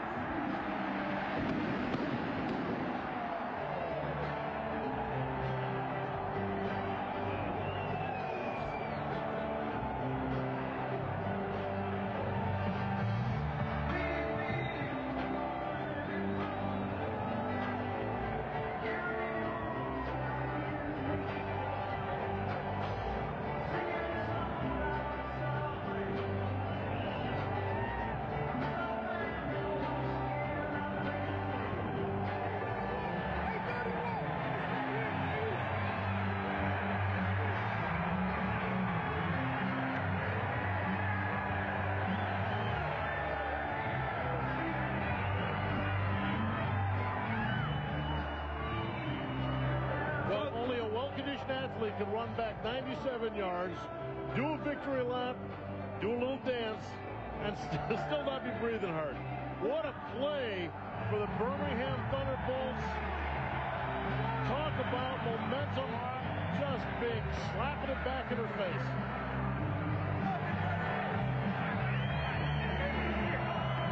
Last week, Duane Butler stripped Anthony DeCosmo on a play that Keith Franklin picked up, ran 12 yards for the touchdown. This week, after Calvin Jackson picked off a pass, the third turnover created by the Bolts, and Tim Lester had his man in Armstrong wide open for the touchdown. Part of Chicago, maybe he stopped at the 2, but he had him. Part of the problem is he had a player in his face right off the bat, and he was really rustled. Ball gets tipped. Butler picks it up, and that's it. He has got so many guys running with him, nobody was going to get through. Wow. The Chicago enforcers. And it was Keith Franklin who got into Tim Lester's face, initially threw his rhythm off. And you feel it for Tim Lester. Here's a guy that really took that team and changed it for that last drive, got the momentum back, but it was not to be. For the 1 point, he got in. It is. James Boston for the conversion. Not a big one here with 11 points, but then again a 7-3 could have tied it up, so it is potentially consequential. Duane Butler, time running out for your team. They're driving. What a great play, buddy. Thank you very much. You know, they're driving on us. I get a little scared in that kind of situation, you know what I mean? So, just got to make a play on defense. Well, and all your teammates are going to be loving you because you single-handedly just earned them all 2,500 bones, buddy. Hey, that's all right. You know, it's a team effort, though. You know, I wasn't out there by myself. The ball got tipped, and I, was blessed to be in the right position. I got to go kick off right now. Tim Lester, you guys came into this game leading the XFL in scoring. How frustrating has today's game been for you guys? You know, it hurts. We've been able to put up a lot of points. They've been able to slow us down today for the first time. So, what happened on that last play there? You know, I just let it get high. I had to step up and get away from one guy and threw over another guy. The ball didn't turn over. Ty J got a piece of it and just popped up to the guy. All right, Tim. Bob, the Chicago enforcers have got to be thinking, how are we going to find a way to lose next week? They've had their chances, could have very easily beaten Los Angeles. You could argue they could have beaten Orlando in week 1. And then here today, driving in, seemingly with confidence, and the big play again, they can't pull off. And we're talking about a team right now going back to their home for the first time, 0-3. It is not going to be a big welcome for them, but hey, people got to give them their props and say that there are some good things that have been happening for this enforcer team. And who knows? I mean, it's not done yet. Let's kind of take a look at this kickoff return. Maybe we can get something out of this. Pay for play, of course, and you play for the big money. The quarterbacks get $5,000, $4,500 for the others, kickers $3,500. But as we just brought up with Lee Rearman, $2,500 extra on a win. $100,000 divided up amongst the team. The Bolts have already said, as we heard earlier, that they're going to give at least $100 apiece to the replacement players to add on to their $1,000, not the replacement of the practice squad, excuse me. Let's see if they victory. Let's see if the Chicago special teams can force the issue a little bit. Nice. They need 2 scores. 2 touchdowns, in fact. Preston stutter stepping to the 34.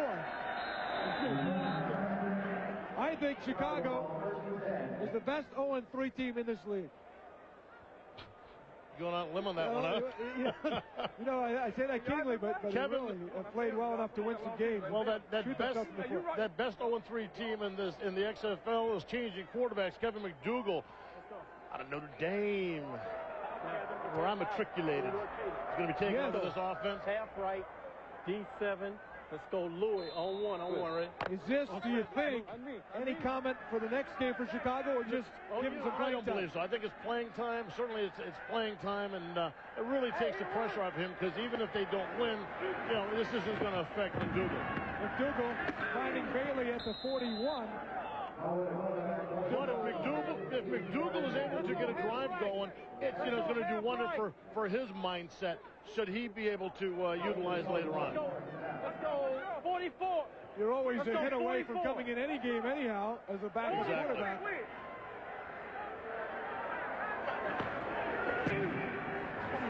McDougal in traffic. Incomplete. Welcome to the XFL for Kevin McDougal from Quentin Reese, who hit him pretty good. Fred Coleman right over the middle should have had that catch. I mean, that ball hit him right in the hands, and unfortunately for some of these guys, that's a bad spot. Let's go. 668. 668. 3rd and 2. 668. Hey, draw. And out to Avery. No break for John here. I thought you was coming, baby. He had a fumble earlier, and Chicago can really only blame themselves for 2 interceptions and a fumble. Well, Avery almost got those 20 carries. He's one short right now. 19 carries, 84 yards, and certainly not the numbers he would have hoped. He would have, especially the ones that are on the scoreboard. McDougal's going to scramble, and he's not going to go down until he's brought down by James Willis at the 45 with 40 seconds remaining. McDougal's trying to get up to run the no huddle. The defender's not letting him go. Chicago has 2 timeouts. 68. Fox. And they're just going to let it wind down. I wonder why not to use the timeout. You know, quick score, and you got a shot with an onside kick. Nice. You got to call timeout here. Let's go. Clock does stop for the placement, but it still costs you about 6 seconds if you don't call a timeout. And they finally do with 17. 14-3 Birmingham, looking to go to 2-1.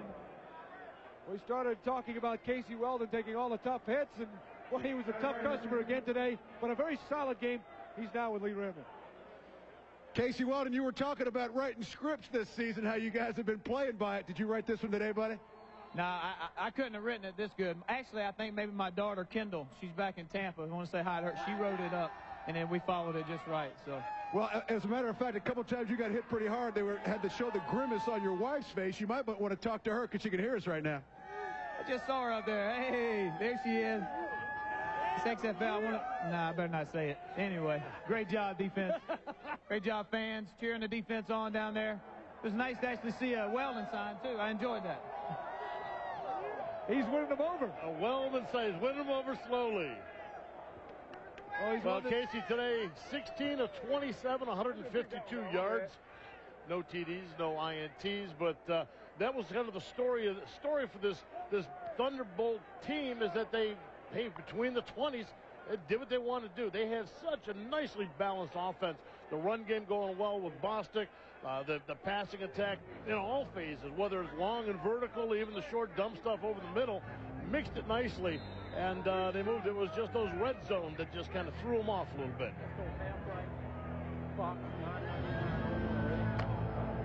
McDougal led the Irish to an 11-1 record in '93, and Brad Palazzo certainly off the hook. Oh, yeah, you think? Yeah. Although you can't blame him for the first one, obviously, the block, but missed the other two. McDougal with all kinds of time. Wide open over the middle. It's a costly catch. Kane on the catch. Last timeout used by the enforcers. And a reminder coming up next on UPN. More football, baby. You got it. Big game there. UPN, the XFL on UPN, the Orlando Rage at the New York Hitmen, and we got a chance to taste a little bit of that New York hospitality last week, and it's chilly. I hope it's even chillier for Chris and Brian and the players doing that, especially the announcers, though. Right. Exactly. In the elements. Well, the Rage got it all going. They're undefeated so far. The Hitmen really suffering, but we'll find out tonight their quarterback situation. Coming back here to Birmingham, you see a Bolt team just happy. That, you know, first off, they're thinking 2,500 bones apiece right now. Right. That's the grin. And I know we talk about the money, which is a great extra, but I mean, you've talked about these guys. You've talked to these guys too. They love playing football. No extra money for the enforcers. It helps to have the rent money, but almost all of them say that. But hey, yeah, you're right, Bob. It's great to get the extra loot. Shot in there to the outside. And if you win, you can have a funny look too. You can do anything when you're a victor. I can honestly say I've never done that with my helmet. Scott Thompson, a big H. But really, the feeling of victory, money aside. Right. And for these guys, that's what they're back here for, that feeling of a camaraderie of a team and of winning. They work so hard all week long. We don't see that. They come out here on Sunday trying to prove it. Every time we've talked to players on Fridays and Saturdays before the game, just listen to their stories and their ability to get back and play pro ball. It's just heartwarming. Man. Dougal going end zone. Almost intercepted, but it's incomplete. Cedric Curry had a chance at it. And it'll be the last play of the game coming up. And again, this must be a thing with the DBs if they drop one that they should have. Up 10, that was. Well, we saw it before when Chris Schelling missed an interception. He dropped and gave him 10. Now Cedric Curry dropping and giving him another 10.